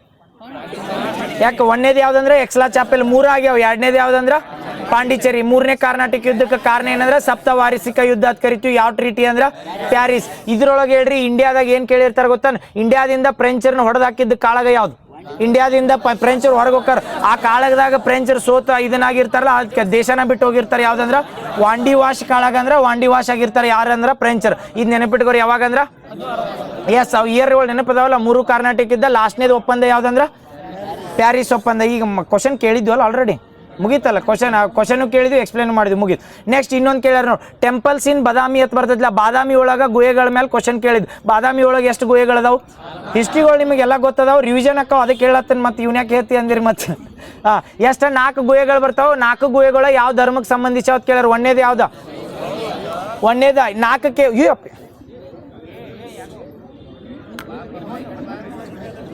4 ಕೇವತ್ ಬರ್ತಾವ ತಿಳಿದಿಲ್ಲ. ಎದ್ರೊಳಗಿವ? ಬಾದಾಮಿ ಒಳಗದ 4 ಕೇವ್ ಬರ್ತಾವ. 1ನೇ ಕೇವ್ ಯಾರಿಗೆ ಸಂಬಂಧಿಸಿತ್ತು? 2ನೇದು, 3ನೇದು, 4ನೇದು ಜೈನ್. Very good. ನೆನಪದಾವಲ್ಲ, ಅದ್ರ ಮೇಲೆ ಕ್ವಶನ್ ಕೇಳಿದ್. ನಾಳೆ ಕೇಳ್ರು ಇವನ ರಿಲೇಟೆಡ್ ಕೇಳಿರ್ತಾನೆ. ಇಲ್ಲಾರ ನಾಳೆ ಏನು ಕೇಳಿರ್ತಾನೆ ಗೊತ್ತಾನೆ? ಜೈನ್ರ ಸಂಬಂಧ ಇದ್ದಿದ್ದ ಇಬ್ರನ್ನ ಯಾರನ್ನಲ್ಲಿ ಸ್ಕಲ್ಪ್ಚರ್ಸ್ ಅದಾವ ಹೇಳ್ರಿ? ಯಾರ ಪೋಸ್ಟರ್ಸ್ಗಳು ಅದಾವ? ಯಾರದಾವ? ಬಾಹುಬಲಿ. ನೆಕ್ಸ್ಟ್ ಇನ್ನೊಬ್ರದ 4ನೇ ಕೇವ್ ಬರ್ತೈತಲ್ಲ, ಜೈನ್ರಿಗೆ ಐತತ್ ಹೇಳ್ರಿ. ಆ ಗುಹೆದಾಗ ಒಳಗೆ ಹೋದಿರತ್ತೇಳಿ. ಇಬ್ರದ್ದು ಏನದಾವ ಅಂದ್ರೆ ಮೂರ್ತಿಗಳದಾವ. ಅಲ್ಲಿ ಯಾರದ್ದು ಬರ್ತಾವ ಅಂದ್ರೆ ಇನ್ನೊಂದು ಹೇಳ್ತಾನೆ ನೋಡ್ರಿ. ಯಾರದಾವ? ಮಾವೀರ ಮತ್ತು ಬಾಹುಬಲಿ ಅದಾವ. ನೆನಪಿಟ್ಕೋ, ಮಾವೀರ ಮತ್ತು ಬಾಹುಬಲಿ. ಅದನ್ನು ಕೊಟ್ಟಿದ್ದಾನ ಕ್ವಶನ್ ಕೇಳಿದ್ದ. ನೆಕ್ಸ್ಟ್ ಕೊಡ್ಬೋದು. ಅದೇನರ ಮಾಡಲಿ, ನೆನಪಿಟ್ಕೋರಿ. ಮಾವೀರ ಮತ್ತು ಬಾಹುಬಲಿ ಐತಿ. ಯಾಕಂದ್ರೆ ಜೈನ್ರಿಗೆ ಸಂಬಂಧಿಸಿದ. ಮಾವೀರ ಯಾರು? ವರ್ಧಮಾನ್ ಮಾವೀರ. ದಿಗಂಬರ್ ಇರ್ತಾರೋ ಶ್ವೇತಾಂಬರ್ ಇರ್ತಾರ? ನೆನಪೈತಲ್ಲ. ಶ್ವೇತಾಂಬರ ದಿಗಂಬರ ಯಾವ್ದ್ರಾಗ ಬರ್ತಾವ? ಜೈನ್ರಾಗ ಬರ್ತಾವ ಅಥವಾ ತ್ರಿರತ್ನ? ಜೈನ್ದು ಹೇಳ್ಬಿಡ್ರಿ ನೋಡು. ಜೈನ್ರದಾಗ ತ್ರಿರತ್ನ ಅಂತ ಬರ್ತಾವ. ಗೊತ್ತದಾವ ನಿಮಗೆ ಬಡ ಬಡ ತ್ರಿರತ್ನ ಯಾವ? ಒಳ್ಳೆಯ ನಂಬಿಕೆ, ಒಳ್ಳೆಯ ನಡತೆ, ಒಳ್ಳೆಯ ಜ್ಞಾನ. ಹೌದಲ್ಲ? ಒಳ್ಳೆಯ ಜ್ಞಾನ ಇರಬೇಕು, ಒಳ್ಳೆಯ ನಂಬಿಕೆ ಇರಬೇಕು, ಒಳ್ಳೆಯ ನಡತೆ ಇರಬೇಕು. ಅದು ಯಾವ್ದಂದ್ರೆ ತ್ರಿರತ್ನ ಅಂತ ಕರಿತೀವಿ. ಈಗ ಹೇಳ್ರಿ ನೋಡು, ಪಂಚರತ್ನಗಳತ್ ಬರ್ತಾವ ಅಥವಾ ಪಂಚರಥ ಅಂತ ಕರಿತಾರೆ. ಅದ್ರಾಗ ಜೈನ್ರಾಗ 5 ಬರ್ತಾವ. ಯಾವ ಹೇಳ್ರಿ? ಅದೇನಂದ್ರೆ ಅವ್ರು ಫಾಲ್ ಮಾಡ್ತಾರೆ. ಸತ್ಯ ಇರ್ಬೇಕು, ಸತ್ಯವಾಗಿ ಮಾತಾಡ್ಬೇಕು. 2ನೇದು ಏನಂದ್ರೆ ಅಹಿಂಸೆ ಮಾಡಬಾರ್ದು. ಜೈನ್ರು ನೋಡ್ರಿ ಅಹಿಂಸೆ ಮಾಡಂಗಿಲ್ಲ ಅಂತ ಹೇಳ್ತಾರೆ. ನೆಕ್ಸ್ಟ್ ಸರಿ, ಅಹಿಂಸೆ ಮಾಡಬಾರ್ದು. ಏನಂದಿ? ಮಾಡ್ಬೇಕನ್ನ? ಹಿಂಸೆ ಮಾಡಬಾರ್ದು. ಕರೆಕ್ಟ್. ಹಿಂಸೆ ಮಾಡಬಾರ್ದು. ಅಹಿಂಸೆ ಅಂದ್ರೆ ಏನು? ಮತ್ತೆ ಹಿಂಸೆ ಮಾಡಬಾರ್ದು ಅಂತಂದಂಗಲ್ಲ. ಅಹಿಂಸೆ ನಾ ಅಹಿಂಸೆ ಮಾಡಬಾರ್ದೇನ. ಹಾಂ, ಒಟ್ಟು ಒಂದೇದು ಯಾವ್ದಂದ್ರೆ ಸತ್ಯ, ಸತ್ಯ ಮಾತಾಡಬೇಕು. ಎರಡನೇದು ಏನಂದ್ರೆ ಅಹಿಂಸೆ. ಮೂರನೇದ ಆಸ್ತೇಯ ಅಂದ್ರೆ ಏನ ಕಳು ಮಾಡಬಾರ್ದು ಅಥವಾ ಯಾರ್ದಾರ ನಮ್ದೈತೆ ಅಂತೇಳಿ ಇಸ್ಕೊಂಬರ್ಬಾರ್ದು. ಅದ ಏನಂದ್ರೆ ಆಸ್ತೇಯ. ಅದಾದ್ಮೇಲೆ ಅಪರಿಗ್ರಹ. ಅಪರಿಗ್ರಹ ಅಂದ್ರ ಅಪರಿಗ್ರಹ ಅಂದ್ರೆ ಏನಂದ್ರೆ ಅವ್ರು ಏನ್ ಮಾಡ್ತಾರ ಅಂದ್ರ ಆಸ್ತಿಗಳ ಅಥವಾ ವೆಲ್ತ್ಗಳನ್ನ ಒಂದು ಇದ್ರೊಳಗೆ ವಸ್ತು ವಿನಿಮಯದಾಗ ವೆಲ್ತ್ನ ಪ್ರಿಸರ್ವ್ ಮಾಡಕ್ ಅಥವಾ ಆಸ್ತಿ ನಿನಗೆ ಬೇಕಾಗಿದ್ದಕ್ಕಿಂತ ನಿನಗೆ ಕುಡಿಯಾಕ ನೀರು ಬೇಕಾಗಿತ್ತು, ಒಂದು ಗ್ಲಾಸ್ ಬೇಕಾಗಿತ್ತು, ಒಂದು ಕಾರ್ ಬೇಕಾದ್ರೆ ಅಟ್ಟ ಇರ್ಬೇಕು, ಅದನ್ನ ಬಿಟ್ಟು ಜಾಸ್ತಿ ಇರ್ಬಾರ್ದು. ಆಸ್ತಿ ಮಾಡಬಾರ್ದು ಅಂದ್ರೆ ಮನ್ಯಾಗ ಗಾಡಿ ತಗೋಬಾರ್ದತ್ತಿಲ್ಲ. ನಿನಗೆ ಬೇಕಾಗಿದ್ದ ಅವಶ್ಯಕತೆಗಿಂತ ಮೀರಿ ಜಾಸ್ತಿ ತಗೋಬಾರ್ದು ಅನ್ನೋದು ಯಾವ್ದಂದ್ರ ಅಪರಿಗ್ರಹ ಅಂತ ಕರಿತೀವಿ. ಇನ್ನೊಂದು ಉಳಿತ್ಲಾ ಬ್ರಹ್ಮಚರ್ಯ ಅಂತ ಕರಿತೀವಿ. ಅಂದ್ರೆ ಇದನ್ನ ಬ್ರಹ್ಮಚರ್ಯ ಆಗಿ ಇದು ಬಿಡು. ಇದ್ರೊಳಗೆ ಹೇಳ್ರಿ ಎರಡು ಬರ್ತಾರೆ ಯಾರಂದ್ರೆ ದಿಗಂಬರ ಮತ್ತು ಶ್ವೇತಾಂಬರ ಅಂತ ಬರ್ತಾರೆ. ಶ್ವೇತಾಂಬರರ ಕಾಶಿಯತ್ ಯಾವ್ದು ಕರೀತಾರ? ಶ್ವೇತಾಂಬರರ ಕಾಶಿಯತ್ ಒಂದು ಕರೀತಾರ, ದಿಗಂಬರರ ಕಾಶಿಯತ್. ಶ್ವೇತಾಂಬರರ ಕಾಶಿ ಬರ್ತೈತಿ ರಾಜಸ್ಥಾನದಾಗ, ದಿಲ್ವಾರ್ ದೇವಾಲಯ. ಶ್ವೇತಾಂಬರರ ಕಾಶಿ ದಿಲ್ವಾರ್ ದೇವಾಲಯ ನೆನಪಿಲ್ಲ? ಶ್ವೇತಾಂಬರರ ಅಂದ್ರೆ ಬಿಳಿ ಬಟ್ಟೆ ಒತ್ತಿದವ್ರು, ಬಿಳಿ ಬಟ್ಟೆ ಉಟ್ಕೊಳ್ಳೋರ. ಬಟ್ಟೆ ಇರ್ಲಾರ್ದವ್ರ ಯಾರಂದ್ರೆ ದಿಗಂಬರ ಅಂತ ಬರ್ತಾರೆ. ಈ ಶ್ವೇತಾಂಬರರು ಯಾರನ್ನ ಪೂಜೆ ಮಾಡ್ತಿರ್ತಾರ ಅಂದ್ರೆ ಮಲ್ಲಿನಾಥ ಅಂತ ಬರ್ತಾರಲ್ಲ, ಆ ಮಲ್ಲಿನಾಥ ಪುರುಷ ಅಥವಾ ಮಹಿಳೆ ಅಂತ ಅವ್ರ ಡಿಬೇಟ್ ಮಾಡ್ಕೋತಾ ಮಹಿಳೆ.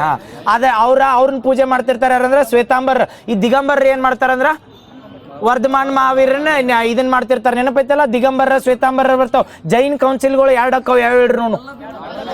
ವಲ್ಲಭಿ ಮತ್ತ ಎಲ್ಲಿ ಪಾಟಲಿಪುತ್ರ ಮತ್ತ ವಲ್ಲಭಿ ಯಾವ್ದು ಮೊದಲು ಆಕತಿ? ಪಾಟಲಿಪುತ್ರದಾಗ ಆಕತಿ, ವಲ್ಲಭಿದಾಗ. ಒಂದೇದ ವಲ್ಲಭಿದಾಗ ಆಕತ್ತಲ್ಲ ಗುಜರಾತ್. ಒಂದೇದ ಪಾಟಲಿಪುತ್ರ, ಎರಡನೇದು ವಲ್ಲಭಿದಾಗ ಇರ್ಬೇಕು ನೋಡಿ. ಹೌದಲ್ಲ, ಒಂದೇದ ಪಾಟಲಿಪುತ್ರ, ಎರಡನೇದು ವಲ್ಲಭಿದಾಗ ಆಕತಿ. ಗುಜರಾತ್ನ ವಲ್ಲಭಿದಾಗ ಎರಡನೇದ, ಒಂದೇದ ಪಾಟಲಿಪುತ್ರದಾಗ ಇರ್ತದೆ. ಇದನ್ನ ಇರ್ತಾರಲ್ಲ ಅಧ್ಯಕ್ಷರು, ಒಂದೇದ ಯಾರ ಇರ್ತಾರ ಪಾಟಲಿಪುತ್ರದಾಗ? ಸ್ಥೂಲ ಭದ್ರ ಬಾಹು ಅಂತ ಕರಿತಾರ. ಒಂದೇದ. ಎರಡನೇದ್ರಾಗ ದೇವೇಂದ್ರ ಕ್ಷಮಾದ್ರಮಣಿ ಅಂತ ಏನೋ ಕರಿತಾರಲ್ಲ, ದೇವೇಂದ್ರ. ಕ್ಷಮಾದ್ರಮಣಿ ಏನೋ ಹೆಸರೈತೆ ನೋಡಿ ಅವ್ರದ್ದು, ಎರಡನೇದ. ಇನ್ನೊಂದು ನೆನಪಿಡು ಬಿಡು. ನೆಕ್ಸ್ಟ್ ಇದು ಹೇಳ್ರಿ, ಇದನ್ನ ಕರ್ನಾಟಕದಾಗ ಎಷ್ಟು ಕಡೆ ಇದು ಜೈನ್ರಿಗೆ ರಿಲೇಟೆಡ್ ಇದ್ದಾಗ ವರ್ಧಮಾನ್ ಮಹಾವೀರ ಅಂತ ಹೇಳ್ತಿಲ್ಲ. ಬಟ್ ನಮ್ದು ಗೋಲ್ ಗುಮ್ಮಟ ಏನೈತಲ್ಲ ಅದು ವರ್ಧಮಾನ್ ಮಹಾವೀರ ಬಗ್ಗೆ ಹೇಳಂಗಿಲ್ಲ, ಬಾಹುಬಲಿ ಸ್ಟ್ಯಾಚ್ಯೂ ಬಗ್ಗೆ ಹೇಳ್ತೈತಿ. ಬಾಹುಬಲಿ ವರ್ಧಮಾನ್ ಮಹಾವೀರ ಅಷ್ಟ. ನಾ ಏನನ್ನಿ ಶ್ರವಣ್ ಬೆಳಗೊಳ. ಇದು ಶ್ರವಣ್ ಬೆಳಗೊಳದಾಗ ಏನು ಶ್ರವಣ್ ಬೆಳಗೊಳ ಕರೆಕ್ಟ್. ಬಾಹುಬಲಿ ಸ್ಟ್ಯಾಚ್ಯೂ ಅದಲ್ಲ, ಕರ್ನಾಟಕದಾಗ ಎಷ್ಟು ಕಡೆ ಬಾಹುಬಲಿ ಸ್ಟ್ಯಾಚ್ಯೂಗಳದಾವ? 5 ಕಡೆ. ಒಂದೇದ ಶ್ರವಣ್ ಬೆಳಗೊಳದಾಗ ಎಲ್ಲಿ ಅಂದ್ರೆ ಹಾಸನದಾಗ ಶ್ರವಣ್ ಬೆಳಗೊಳ ಒಂದೇದು. ಎರಡನೇದು ವೇಣೂರು ಎಲ್ಲಿ ಬರ್ತೈತಿ? ವೇಣೂರು ಮೈಸೂರು ಅಂತ ನೋಡಿ. ವೇಣೂರು ಎಲ್ಲಿ ಬರ್ತೈತಿ? ಎಲ್ಲಿ ಇನ್ನೊಮ್ಮೆ ಹೇಳು, ವೇಣೂರು ಎಲ್ಲಿ ಬರ್ತೈತಿ? ದಕ್ಷಿಣ ಕನ್ನಡದಾಗ ಬರ್ತೈತೆ ಏನು ಉಡುಪಿದಾಗ ಬರ್ತೈತಿ? ವೇಣೂರು ದಕ್ಷಿಣ ಕನ್ನಡದ ವೇಣೂರು. ಕನ್ಫ್ಯೂಸ್ ಆಗ್ಬೇಡ್ರಿ. ಒಮ್ಮೆ ಇದು ಹೇಳ್ಬಿಡ್ಲ, ನಾನು ಹೇಳಿದ್ಮೇಲೆ ರೀಸನ್ ಕೋಡ್ ಮಾಡಿ SKDVG. SKDVG ಅಂತ ನೆನಪಿಟ್ಕೋರಿ. ಎಸ್ ಅಂದ್ರ ಶ್ರವಣ ಬೆಳಗೊಳ, ಕೆ ಅಂದ್ರ ಕಾರ್ಕಳ. ಎಲ್ಲಿ ಅಂದ್ರ ದಕ್ಷಿಣ ಕನ್ನಡದ ಕಾರ್ಕಳ ಅಂತ ಬರ್ತೈತಿ. ಉಡುಪಿ ಕಾರ್ಕಳ, ದಕ್ಷಿಣ ಕನ್ನಡ ಹೋಗ್ತೀರಿ. ಉಡುಪಿ ಕಾರ್ಕಳ SKDVG ಅಲ್ಲ. ಕೋಡ್ ನೆನಪಿಟ್ಕೊಂಡ್ಬಿಡ್ರಿಪ್ಪ, 5 ನೆನಪಿರ್ತಾವ. SKDVG ಒಂದು ನೆನಪಿಟ್ಕೋರಿ. ಯಾರು ಏನ ಯಾವ್ದು ನೆನಪಿಡ್ತೀರಿ ನೋಡಪ್ಪ. ಹಿಂಗೈತಾನ ಇದು? ಇದು ಹೈಟ್ ಪ್ರಕಾರ ಐತೆ, ಇದನ್ನ ನೆನಪಿಟ್ಕೊಂಡ್ಬಿಡ್ರಿ. SKDVG ಒಂದು ನೆನಪಿಟ್ಕೊಂಡ್ಬಿಡ್ರಿ. ಯಪ್ಪ, ಎಕ್ಸಾಮ್ನಾಗ ಪಾಸ್ ಆದ್ರೆ ಸಾಕು. ನಾಳೆ ಎಕ್ಸಾಮ್ ಮುಗಿದ್ಮೇಲೆ ಬರ್ರಿ ಅಣ್ಣ ಹೇಳ್ತಂದ್ರೆ ಯಾಕೆ ಅಣ್ಣ ಹತ್ತತ್ತೀರಿ ನೀವು? ಈಗ ಎಕ್ಸಾಮ್ನಾಗ ಪಾಸ್ ಆಗ್ಬೇಕಾ SKDVG ಅಂತ ನೆನಪಿಟ್ಕೊಂಡ್ಬಿಡ್ರಿ. ಎಸ್ ಅಂದ್ರೆ ಯಾವ್ದಂದ್ರೆ ಶ್ರವಣ್ ಬೆಳಗೊಳ. ಎರಡನೇದು ಕೆ ಅಂದ್ರೆ ಕಾರ್ಕಳ ಎಲ್ಲಿ ಅಂದ್ರೆ ಉಡುಪಿದಾಗ. ಡಿ ಅಂದ್ರೆ ಧರ್ಮಸ್ಥಳ ಎಲ್ಲಿ ಅಂದ್ರೆ ದಕ್ಷಿಣ ಕನ್ನಡದಾಗ. ಆಮೇಲೆ ವಿ ಅಂದ್ರೆ ವೇಣೂರು ಎಲ್ಲಿ ಅಂದ್ರೆ ಅದು ದಕ್ಷಿಣ ಕನ್ನಡ, ಅದು ಧರ್ಮಸ್ಥಳ ದಕ್ಷಿಣ ಕನ್ನಡ ಡಿಸ್ಟಿಕ್. ನೆಕ್ಸ್ಟ್ ಅದಾದ್ಮೇಲೆ ಯಾವ್ದಂದ್ರ ಗೊಮ್ಮಟಗಿರಿ ಮೈಸೂರದಾಗ. ಇವು ಹೈಟ್ ಪ್ರಕಾರ ಅದ ನೋಡು. ಕರ್ನಾಟಕದಾಗ ಯಾವ್ದು ಹೈಯೆಸ್ಟ್ ಐತೆ ಅಂದ್ರೆ ಅದ ಶ್ರವಣ್ ಬೆಳಗೊಳ. ನೆನಪಿರ್ತದೆ ಗೋಲ್ ಗುಮ್ಮಟ ಇದೆ. ಶ್ರವಣ್ ಬೆಳಗೊಳ. ಈಗ ಹೇಳ್ರಿ ನೋಡು, ಶ್ರವಣ್ ಬೆಳಗೊಳಕ್ಕೊಬ್ರು ಬರ್ತಿರ್ತಾರೆ ನೋಡಿ. ಮೌರ್ಯ ಸಾಮ್ರಾಜ್ಯದಿಂದ ಯಾರು ಬಂದಿರ್ತಾರ? ಚಂದ್ರಗುಪ್ತ ಮೌರ್ಯ. ನೆನಪೈತಲ್ಲ? ಯಾವುದೊಂದು ವೃತ್ತ ಮಾಡಿರ್ತಾರ. Very good. ಸಲ್ಲೇಖನ ವೃತ್ತ. ಯಾರ ಆಹ್ವಾನದ ಮೇರೆಗೆ ಬಂದಿರ್ತಾರ ಅವ್ರು? ಇವೆಲ್ಲ ಕ್ವಶನ್ ಕೇಳ್ಯಾರ. ಮತ್ತೆ ಇವ್ನ್ಯಾಕೆ ಕೇಳತ್ತೀರಿ ಅಂದ್ರಿ? ಮತ್ತೆ ಅವು ಕ್ವಶನ್ ಕೇಳ್ಯಾರ, ಅದಕ್ಕೆ ಕೇಳತ್ತಾನ. ಇನ್ನೊಂದು ಕ್ವಶನ್ ಕೇಳ್ತಾರೆ ಹೇಳ್ರಿ ನೋಡು. ವರ್ಧಮಾನ್ ಮಹಾವೀರ ಅದಾರಲ್ಲ, ವರ್ಧಮಾನ್ ಮಹಾವೀರ ಎಷ್ಟನೇ ತೀರ್ಥಂಕರಾಗಿರ್ತಾರ? 24ನೇದು. ಪೂರ್ತಿ ಜೈನರ ಧರ್ಮದಾಗ ಎಷ್ಟು ತೀರ್ಥಂಕರ ಅದಾರ ಅಂದ್ರೆ 24. 24ನೇದ ವರ್ಧಮಾನ್ ಮಹಾವೀರ. 23ನೇದ ಪಾರ್ಶ್ವನಾಥ್. 1ನೇದ ಋಷಭನಾಥ್. 2ನೇದ ಆದಿನಾಥ ಅಥವಾ ನೇಮಿನಾಥ ಅಂತ ಕರೀತಾರಲ್ಲ. ಇದಾದ್ಮೇಲೆ ಇನ್ನೊಂದು ಕೇಳಿರ್ತಾರ್ರಿ, ವರ್ಧಮಾನ್ ಮಹಾವೀರ್ಗ ಏನಾಗಿರ್ತೈತೆ ಅಂದ್ರೆ ಕೈವಲ್ಯ ಜ್ಞಾನ ಪಡೆದಿರ್ತಾರ. ಈ ಕೈವಲ್ಯ ಜ್ಞಾನ ಇವು ಕ್ವಶನ್ ಕೇಳಿದ್ದು ಅಟ್ಟ ರಿವಿಷನ್ ಮಾಡ್ಸತ್ನ. ಈ ಕೈವಲ್ಯ ಜ್ಞಾನ ಅನ್ನೋದು ಯಾವ ಒಂದು ಅರಳಿ ಗಿಡದ ಕೆಳಗಾಗಿರ್ತೈತಿ. ಸಾಲ್ ಟ್ರೀ ಅಂದ್ರೆ ಅರಳಿ ಮರ ಹಾಕತ್ತೇನ್? ಕರೆಕ್ಟ್ ಅಲ್ಲ? ಅರಳಿ ಮರ ಹಾಕತ್ತೇವ್, ಬೋಧಿ ಮರ ಹಾಕತ್ ನೋಡ್ರಿ. ಸಾಲ್ ಟ್ರೀ ಅಂದ್ರೆ ಯಾವ್ದಾಕತಿ? ನಂಗೆ ಇಂಗ್ಲೀಷ್ನಾಗ ಗೊತ್ತೈತೆ ಅದಕ್ಕೆ. ಬುದ್ಧನ ಅರಳಿ ಮರ. ಸಾಲ್ ಟ್ರೀ ಅಂದ್ರ ಸಾಲ್ ಟ್ರೀ ಅಂತ ಐತಿ. ಒಟ್ಟ ಸಾಲ್ ಟ್ರೀ ಅಂದ್ರೆ ಯಾವ್ದು ನೋಡ? ಆಲದ ಮರ ಹಾಕತ್ತೇನ್? ಅರಳಿ ಮರ ಬುದ್ಧಂದ. ಸಾಲ್ ಟ್ರೀ ಅಂದ್ರೆ ಯಾವ್ದಕ್ಕತಿ? ಆಲದ ಮರ ಅಲ್ಲ ಪಕ್ಕ. ಬನಿಯಾನ್ ಟ್ರೀ ಅಂದ್ರೆ ಆಲದ ಮರ ಅಲ್ಲಿ. ಸಾಲ್ ಟ್ರೀ ಅಂತ ಬರ್ತೈತಿ ನೋಡ್ರಿ ಕನ್ಫರ್ಮ್. ಸಾಲ್ ಟ್ರೀ ಅಂತ ಕರಿತಾರ, ಅದಕ್ಕೆ ಏನಂತಾರ? ಬನಿಯಾನ್ ಟ್ರೀ ಅಂದ್ರೆ ಆಲದ ಮರ ಆಕತಿ. ಬಟ್ ಆಲದ ಮರದ ಕೆಳಗೆ ಯಾರಿಗೆ ಇದನ್ನಾಗಿಲ್ಲ, ಅದ ಇದನ್ನ ಕೈವಲ್ಯ ಜ್ಞಾನ ಬಟ್ ಆಗೈತಿ. ಸಾಲ್ ಟ್ರೀ ಕೆಳಗೆ ಆಕೈತಿ. ಆ ಸಾಲ್ ಟ್ರೀಕ್ ಏನೋ ಅಂತಾರ, ನಂಗೆ ನೆನಪು ಬರವಲ್ಲ. ಏನತ್ತಾರ? ಯಾವ್ದತ್ತಾರ? ಅರಳಿ ಮರ ಅನ್ನಂಗಿಲ್ಲ. ಮತ್ತೆ ಬುದ್ಧನ ಕಡೆ ಹೋಗ್ತಿರಿ. ಸಾಲ್ ಟ್ರೀ ಅತ್ತಾಯ್ತು. ಸಾಲ್ ಟ್ರೀ ಅಂದ್ರೆ ಅವು ಇದ್ರ ತಪ್ಪಲದ್ ಇರ್ತೈತಿ ನೋಡ. ಅರಳಿ ಮರ ಅಂತ ಹೇಳ್ಯಾರ. ಅದೇನೋ ಆಯ್ತು, ಅದು ಬಿಡ್ರಿ. ಸಾಲ್ ಟ್ರೀ ಅಂತ ನೆನಪಿಡುವವ್ರು ನೆನಪಿಡ್ತಿರಲ್ಲ ಅದನ್ನಾರ. ಏನು ಹೇಳತ್ತಿದ್ನಿ? ಬೌದ್ಧ ಧರ್ಮ ಹೇಳತ್ತಿನೋ ಯಪ್ಪು. ಬಿಡ್ರಿ. ವರ್ಧಮಾನ್ ಮಹಾವೀರ್ಗೆ ಯಾವ್ದೊಂದ ಕೈವಲ್ಯ ಜ್ಞಾನ ಕತ್ಲ ಎಷ್ಟು ವರ್ಷಕ್ಕೆ ತೋತಾರ?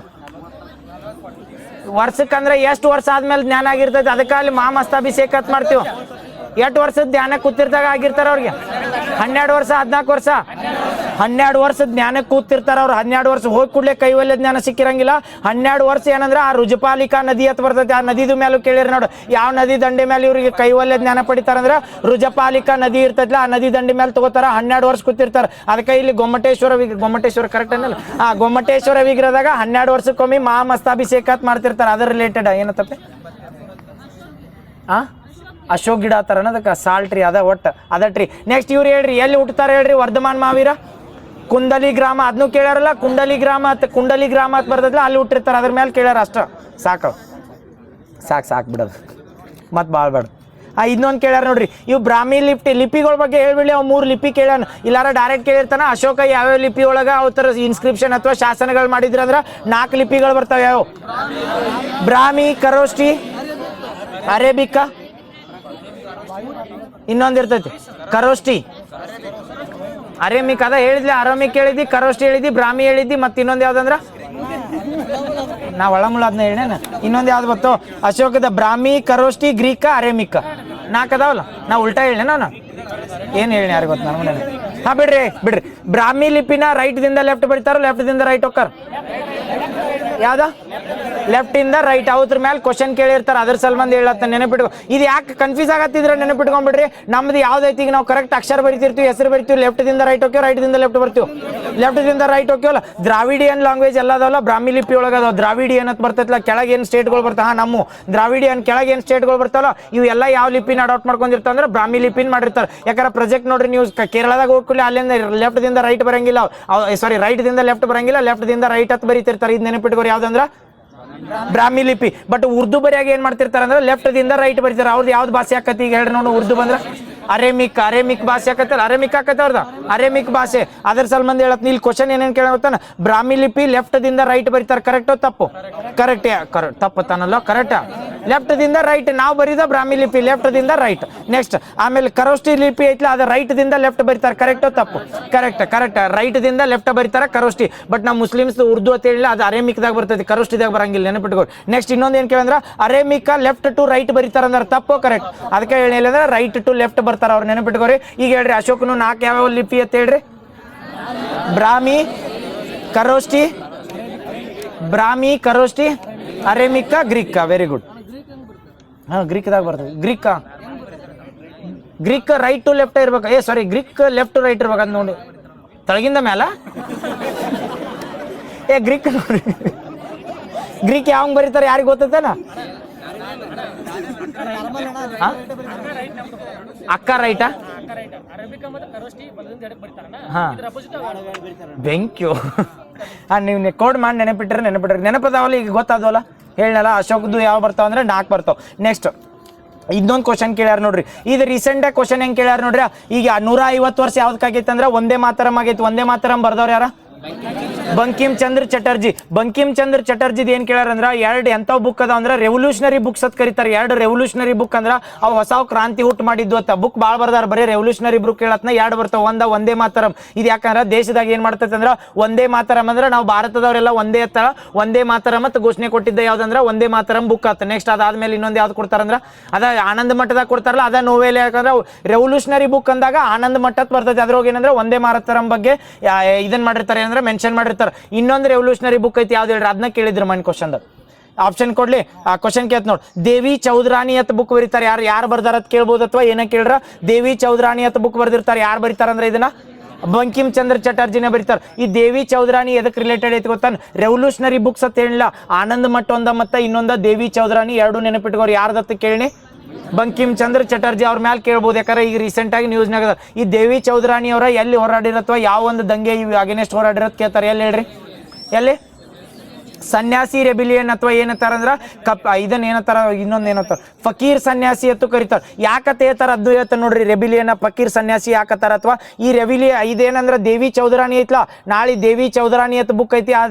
ದೇವಿ ಚೌಧರಾಣಿ ಬುಕ್ನಾಗ ಈ ದೇವಿ ಚೌಧರಾಣಿ ಮೆನ್ಷನ್ ಮಾಡ್ಯಾರಲ್ಲ, ಅವ್ರು ಯಾವ ಒಂದು ರೆಬಿಲಿಯನ್ ಸಂಬಂಧಿಸ್ಯಾರಂದ್ರ ಫಕೀರ್ ಸನ್ಯಾಸಿ ರೆಬಿಲಿಯನ್ ಅಂತ ಕರೀತಾರೆ. ಈ ಫಕೀರ್ ಸನ್ಯಾಸಿ ರೆಬಿಲಿಯನ್ ಏನಂದ್ರ ಮುಸ್ಲಿಂ ಒಳಗೆ ಫಕೀರ್ ಅಂತ ಕರೀತಾರೆ. ನೆನಪೈತ್ರಿ? ಫಕೀರ್ ಅಂದ್ರೆ ಏನಂದ್ರ ಪ್ರತಿ ಕಡೆ ಹೋಗಿ ಏನ್ ಮಾಡ್ತಿರ್ತಾರ ಅಂದ್ರೆ ಅವ್ರ ಭಿಕ್ಷೆ ಬೇಡಿ ರೊಕ್ಕ ತಗೋತಿರ್ತಾರೆ.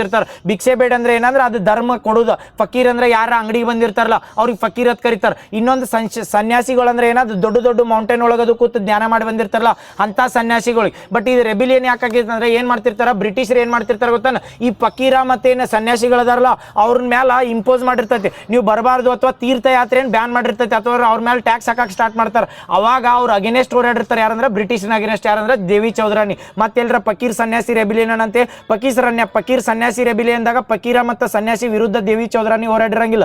ಇವ್ರು ಫೇವರ್ ಆಗಿ ಬ್ರಿಟಿಷರು ವಿರುದ್ಧ ಹೋರಾಡಿರ್ತಾರೆ. ಗೊತ್ತಾತಲ್ಲ? ಫಕೀರ ಮತ್ತು ಸನ್ಯಾಸಿಗಳು ಇರ್ತಾರಲ್ಲ ಅವ್ರು ಏನ್ ಮಾಡ್ತಿರ್ತಾರೆ, ಎಲ್ಲರ ಹೋಗಿ ರೊಕ್ಕ ತಗೋತಿರ್ತಾರ ತಿಳ್ಕೊರಿ. ಆ ರೊಕ್ಕ ತಗೊಂಡಿದ್ರ ಮೇಲೆ ಅದ್ರ ಮೇಲೂ ಟ್ಯಾಕ್ಸ್ ಹಾಕ್ತಿರ್ತಾರೆ. ಯಾರಂದ್ರೆ ಬ್ರಿಟಿಷರು. ಅವ್ರ ಅಗೇನೆಸ್ಟ್ ಹೋರಾಡ್ತಾರೆ. ಯಾರಂದ್ರೆ ದೇವಿ ಚೌಧರಾಣಿ. ಈ ದೇವಿ ಚೌಧರಾಣಿ ಇದು ಗೊತ್ತಾತಲ್ಲ ಬುಕ್, ಅವ್ರ ಹೆಸರು ಮೇಲೆ ಬುಕ್ ಬರ್ದಾರ. ಯಾರಂದ್ರೆ ಡೈರೆಕ್ಟ್ ದೇವಿ ಚೌಧರಾಣಿ ಬುಕ್ ಅಂತ ಬರ್ತೈತಿ. ಯಾರು ಬರ್ದಾರ ಅಂತ ಕೇಳ್ರ? ಬಂಕಿಮ್ ಚಂದ್ರ ಚಟರ್ಜಿ. ಯಾವ ಬುಕ್ ಹೇಳಿ? ಇನ್ನೊಂದು ನಮ್ಮ ಒಂದೇ ಮಾತರಂ ಹೇಳಿದ್ದಂದ್ರ ಆನಂದಿ ಮಠ. ನೆಕ್ಸ್ಟ್ ಕರೆಕ್ಟ್ ಏನತ್ತ? ಯಾರು? ದೇವಿ ಚೌಧರಾಣಿ. ಆ ದೇವಿ ಚೌಧರಾಣಿ ಎಲ್ಲಿ ಮಾಡಿದ್ರಿ ಹೇಳ್ರಿ? ಇದು ಫಕೀರ್ ಸನ್ಯಾಸಿ ರೆಬಿಲಿಯನ್ ಎಲ್ಲಾಗಿರ್ತದೆ. ಇದು ಹೇಳ್ತ ನೋಡ್ರಿ, ಫಕೀರ್ ಸನ್ಯಾಸಿ ರೆಬಿಲಿಯನ್ ಬರ್ತೈತಿ. ನಾರ್ತ್ ಏನಂದ್ರೆ ನಾರ್ತ್ ಬಿಹಾರ ಮತ್ತು ಇದು ವೆಸ್ಟ್ ಬೆಂಗಾಲ್ ಅಂತ ಇರ್ತೈತಿಲ್ಲ, ಆ ರೀಸನ್ ಒಳಗೆ ಇದೇನಂದ್ರೆ ಫಕೀರ್ ಸನ್ಯಾಸಿ ರೆಬಿಲಿಯನ್ ಹಾಕಿರ್ತೈತೆ. ನೆನಪಿಡ್ಬೋದು. ಆ ರೆಬಿಲಿಯನ್ ಅಗೇನೆಸ್ಟ್ ಹೋರಾಡಿರ್ತಾರೆ ಇವ್ರು. ತೀರ್ಥಯಾತ್ರೆ ಪಿಲಿಗ್ರಿಮೇಜ್ ಅಂದ್ರೆ ಗೊತ್ತಾಗತ್ತಲ್ಲ, ತೀರ್ಥಯಾತ್ರೆ ಸಲ್ಮನ್. ಯಾಕೆ ನಿದ್ದೆ ಬರತ್ವ? ಹಾಂ, ನೆಕ್ಸ್ಟ್ ಇದು ನೆನಪಿಟ್ಕೋ. ಇದು ಆತಲ್ಲ ಜೈನದ್ದು ಹೇಳಿರಲ್ಲ. ಇನ್ನೊಂದು ಕ್ವಶನ್ ಕೇಳೋಣ. ಜೈನರದೆಲ್ಲ ಹೇಳಿರಲ್ಲ, ಅದ್ರ ಮೇಲೆ ಏನು ಕ್ವಶನ್ ಕೇಳ್ರಿ ಗೊತ್ತಾಗಲ್ಲ. ಜೈನ್ ರಿಲೇಟೆಡ್ ಕ್ವಶನ್ ಕೇಳ್ರಿ. ಇವು ಹೇಳಿರಲ್ಲ. ನೆಕ್ಸ್ಟ್ ಇದು ಹೇಳಿ ರೀಸೆಂಟ್. ಇನ್ನೊಂದು ಹೇಳ್ರಿ. ಇನ್ನೊಂದು ಕ್ವಶನ್ ಏನಂದ್ರೆ ಕ್ವಶನ್ ಡೈರೆಕ್ಟ್ ಕೇಳಾರ. ಮೊದಲು ಕ್ವಶನ್ ಕೇಳ್ತಾನ, ಆಮೇಲೆ ಹೇಳ್ರಿ. ಕ್ವಿಟ್ ಇಂಡಿಯಾ ಮೂವ್ಮೆಂಟ್ ಅಂತ ಬರ್ತೈತ್ಲ, ಆ ಕ್ವಿಟ್ ಇಂಡಿಯಾ ಅನ್ನೋದು ವರ್ಡ್ ಐತ್ಲ, ಅದನ್ನು ಟರ್ಮ್ ಮಾಡಿದವ್ರ ಗಾಂಧೀಜಿನೋ ಅಥವಾ ಯೂಸುಫ್ ಮೆಹರೋಲಿ. ಇವೆರಡು ಕನ್ಫ್ಯೂಸ್ ಆಗೋ. ಕ್ವಶನ್ ಕೇಳ್ಬಿಡ್ತೀನಿ ತೋರಿ. ಒಂದೇದು ಹಿಡ್ದ ಕ್ವಿಟ್ ಇಂಡಿಯಾ ಮೂವ್ಮೆಂಟ್ ಅಂತ ಬರ್ತದೆ ಗೊತ್ತಲ್ಲ. ಕ್ವಿಟ್ ಇಂಡಿಯಾ ಅಂದ್ರೆ ಭಾರತ ಬಿಟ್ಟ ತೊಲಗಿ ಚಳವಳಿ ಆಕತ್ಲ.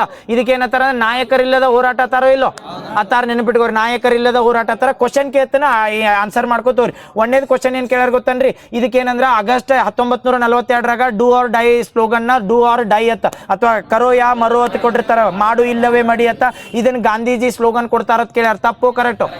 ಕರೆಕ್ಟ್. ನೆನಪಿಟ್ಕೋರಿ. ಕರೋ ಯಾ ಮರೋ ಅಂದಿರ್ತಾರ ಅಥವಾ ಮಾಡು ಇಲ್ಲವೇ ಮಡಿ ಅತ್ತಾರ ಅಥವಾ ಡೂ ಆರ್ ಡೈ ಅತ್ತಾರ. ಆಗಸ್ಟ್ 8ಕ್ಕೆ ಆಗಿರ್ತೈತಲ್ಲ. ಇದಕ್ಕೆ ಇನ್ನೊಂದು ಏನು ಕೇಳ್ತಾರಂದ್ರೆ ಆಗಸ್ಟ್ ಕ್ರಾಂತಿ ಅಂದ್ರೂ ಒಂದ, ಕ್ವಿಟ್ ಇಂಡಿಯಾ ಮೂವ್ಮೆಂಟ್ ಅಂದ್ರೂ ಒಂದ. ಮತ್ತೆ ಯಾಕಂದ್ರೆ ಆಗಸ್ಟ್ನಾಗ ಆಗಿರ್ತೈತಂತೆ ಆಗಸ್ಟ್ ಕ್ರಾಂತಿ ಅಂದಿರ್ತಾರೆ. ಈ ಆಗಸ್ಟ್ ಕ್ರಾಂತಿ ಆಗಾರ ಮೇನ್ ಮೋಟೋ ಯಾವುದು ಒಂದು ಕಮಿಷನ್ ಹೇಳ್ರಿ? ಯಾವ ಒಂದು ಇದನ್ನ ಮಿಷನ್ ಬಂದಿರ್ತದೆ? ಎಸ್, ಕ್ರಿಪ್ಸ್ ಮಿಷನಿಗೆ ಗಾಂಧೀಜಿ ಏನಂತ ಸ್ಟೇಟ್ಮೆಂಟ್ ಕೊಟ್ಟಿರ್ತಾರ? Post dated check. ಅದ ಪೋಸ್ಟ್ ಡೇಟೆಡ್ ಚೆಕ್ ಯಾಕಂದಿರ್ತಾರೆ? ಕ್ರಿಪ್ಸ್ ಮಿಷನ್ದಾಗ ಏನು ಹೇಳ್ತಾರೆ ಗೊತ್ತಾ?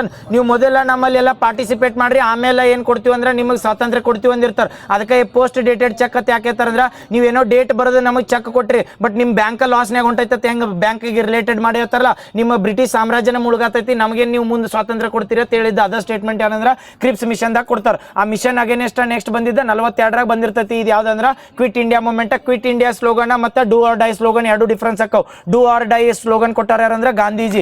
ಒಂದನೇ ಸ್ಟೇಟ್ಮೆಂಟ್. ಎರಡನೇ ಸ್ಟೇಟ್ಮೆಂಟ್ ಏನು ಕೊಟ್ಟರು ಗೊತ್ತಾನ? ಇದರ ಮೂವ್ಮೆಂಟ್ ಆಗೋದು 1942ರಾಗ.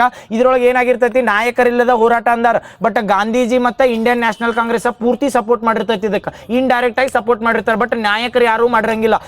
ಇಂಡಿಯನ್ ನ್ಯಾಷನಲ್ ಕಾಂಗ್ರೆಸ್ ಸಪೋರ್ಟ್ ಮಾಡೈತಂದ್ರೆ ಆ ಇಂಡಿಯನ್ ನ್ಯಾಷನಲ್ ಕಾಂಗ್ರೆಸ್ ಅಧ್ಯಕ್ಷರ ಯಾರಿದ್ರತ್ ಕ್ವಶನ್ ಕೊಟ್ಟಾನ ಡೈರೆಕ್ಟ್. ಮೌಲಾನಾ ಅಬ್ದುಲ್ ಕಲಾಂ ಆಜಾದ್ ಅದ್ರ ಪ್ರೆಸಿಡೆಂಟ್ ಆಗಿದ್ದತ್ ಕೊಟ್ಟಾನ. ಕರೆಕ್ಟು ತಪ್ಪು?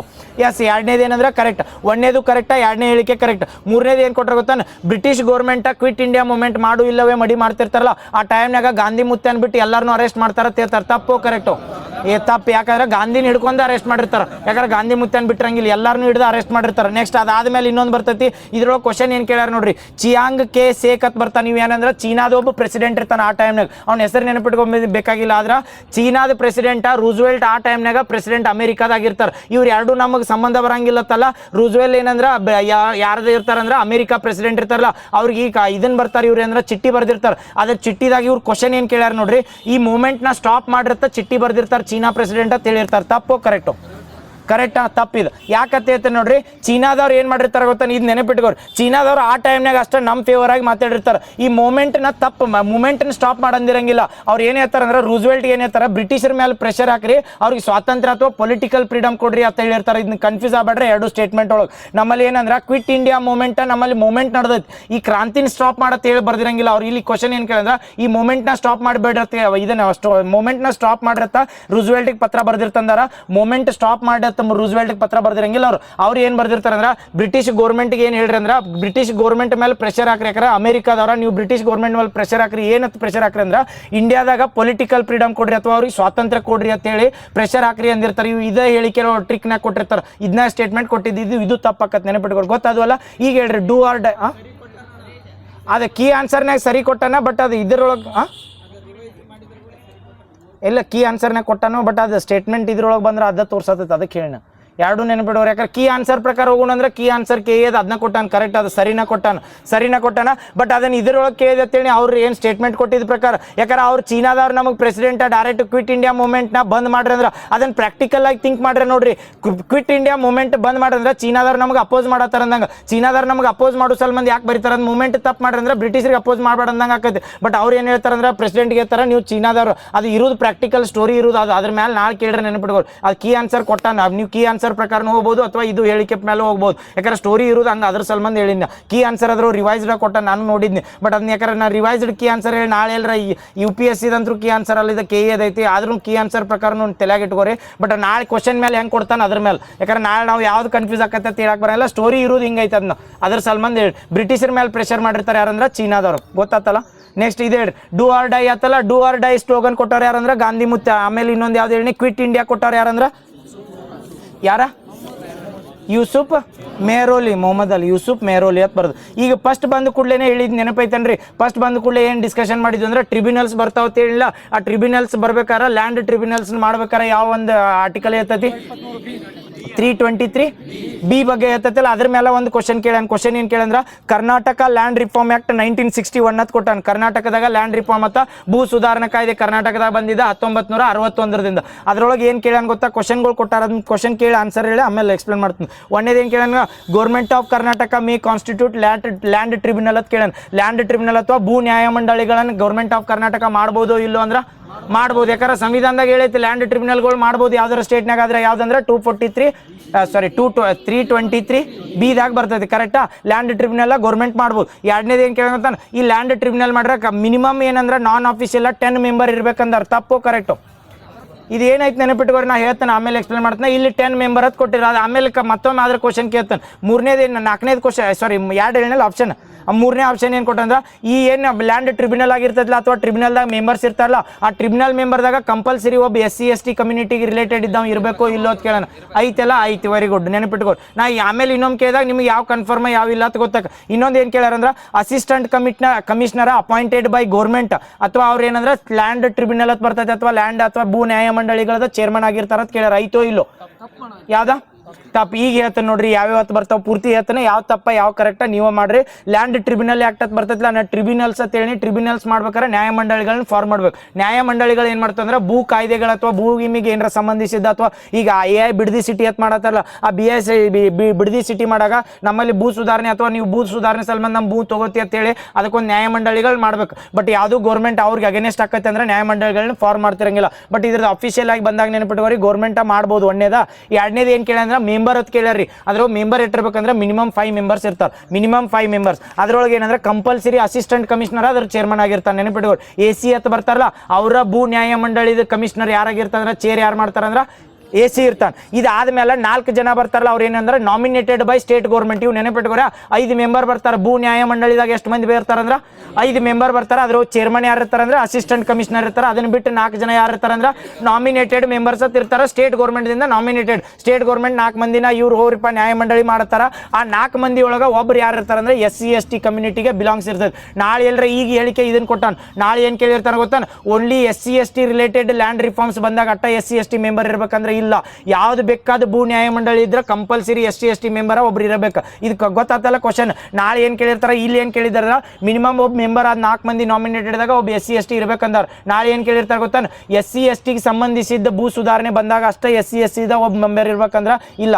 ಯಾರ್ದ ಕಾಯ್ದೆ ಇರಲಿ ಅಥವಾ ಯಾವ್ದೋ ಕಮ್ಯುನಿಟಿಗೆ ಯಾವ್ದೋ ಜಾತಿಗೆ ಸಂಬಂಧಿಸಿದ್ರು ಕಂಪಲ್ಸರಿ ಒಬ್ರು ಇರ್ಬೇಕು. ಎಷ್ಟು ಜನ ಇರ್ತಾರಂದ್ರೆ ನಾನ್ ಅಫಿಷಿಯಲ್ ಮೆಂಬರ್ಸ್ 5 ಜನ ಆತ. ಅದ್ರ ಚೇರ್ಮನ್ ಯಾರಾಗಿರ್ತಾರತ್ತಂದ್ರೆ ಗೊತ್ತಾತಲ್ಲ. ಇದು ಮುಗೀತು, ಅದ್ರೊಳಗೆ ಬಂದಿತ್ತದ ಆನ್ಸರ್.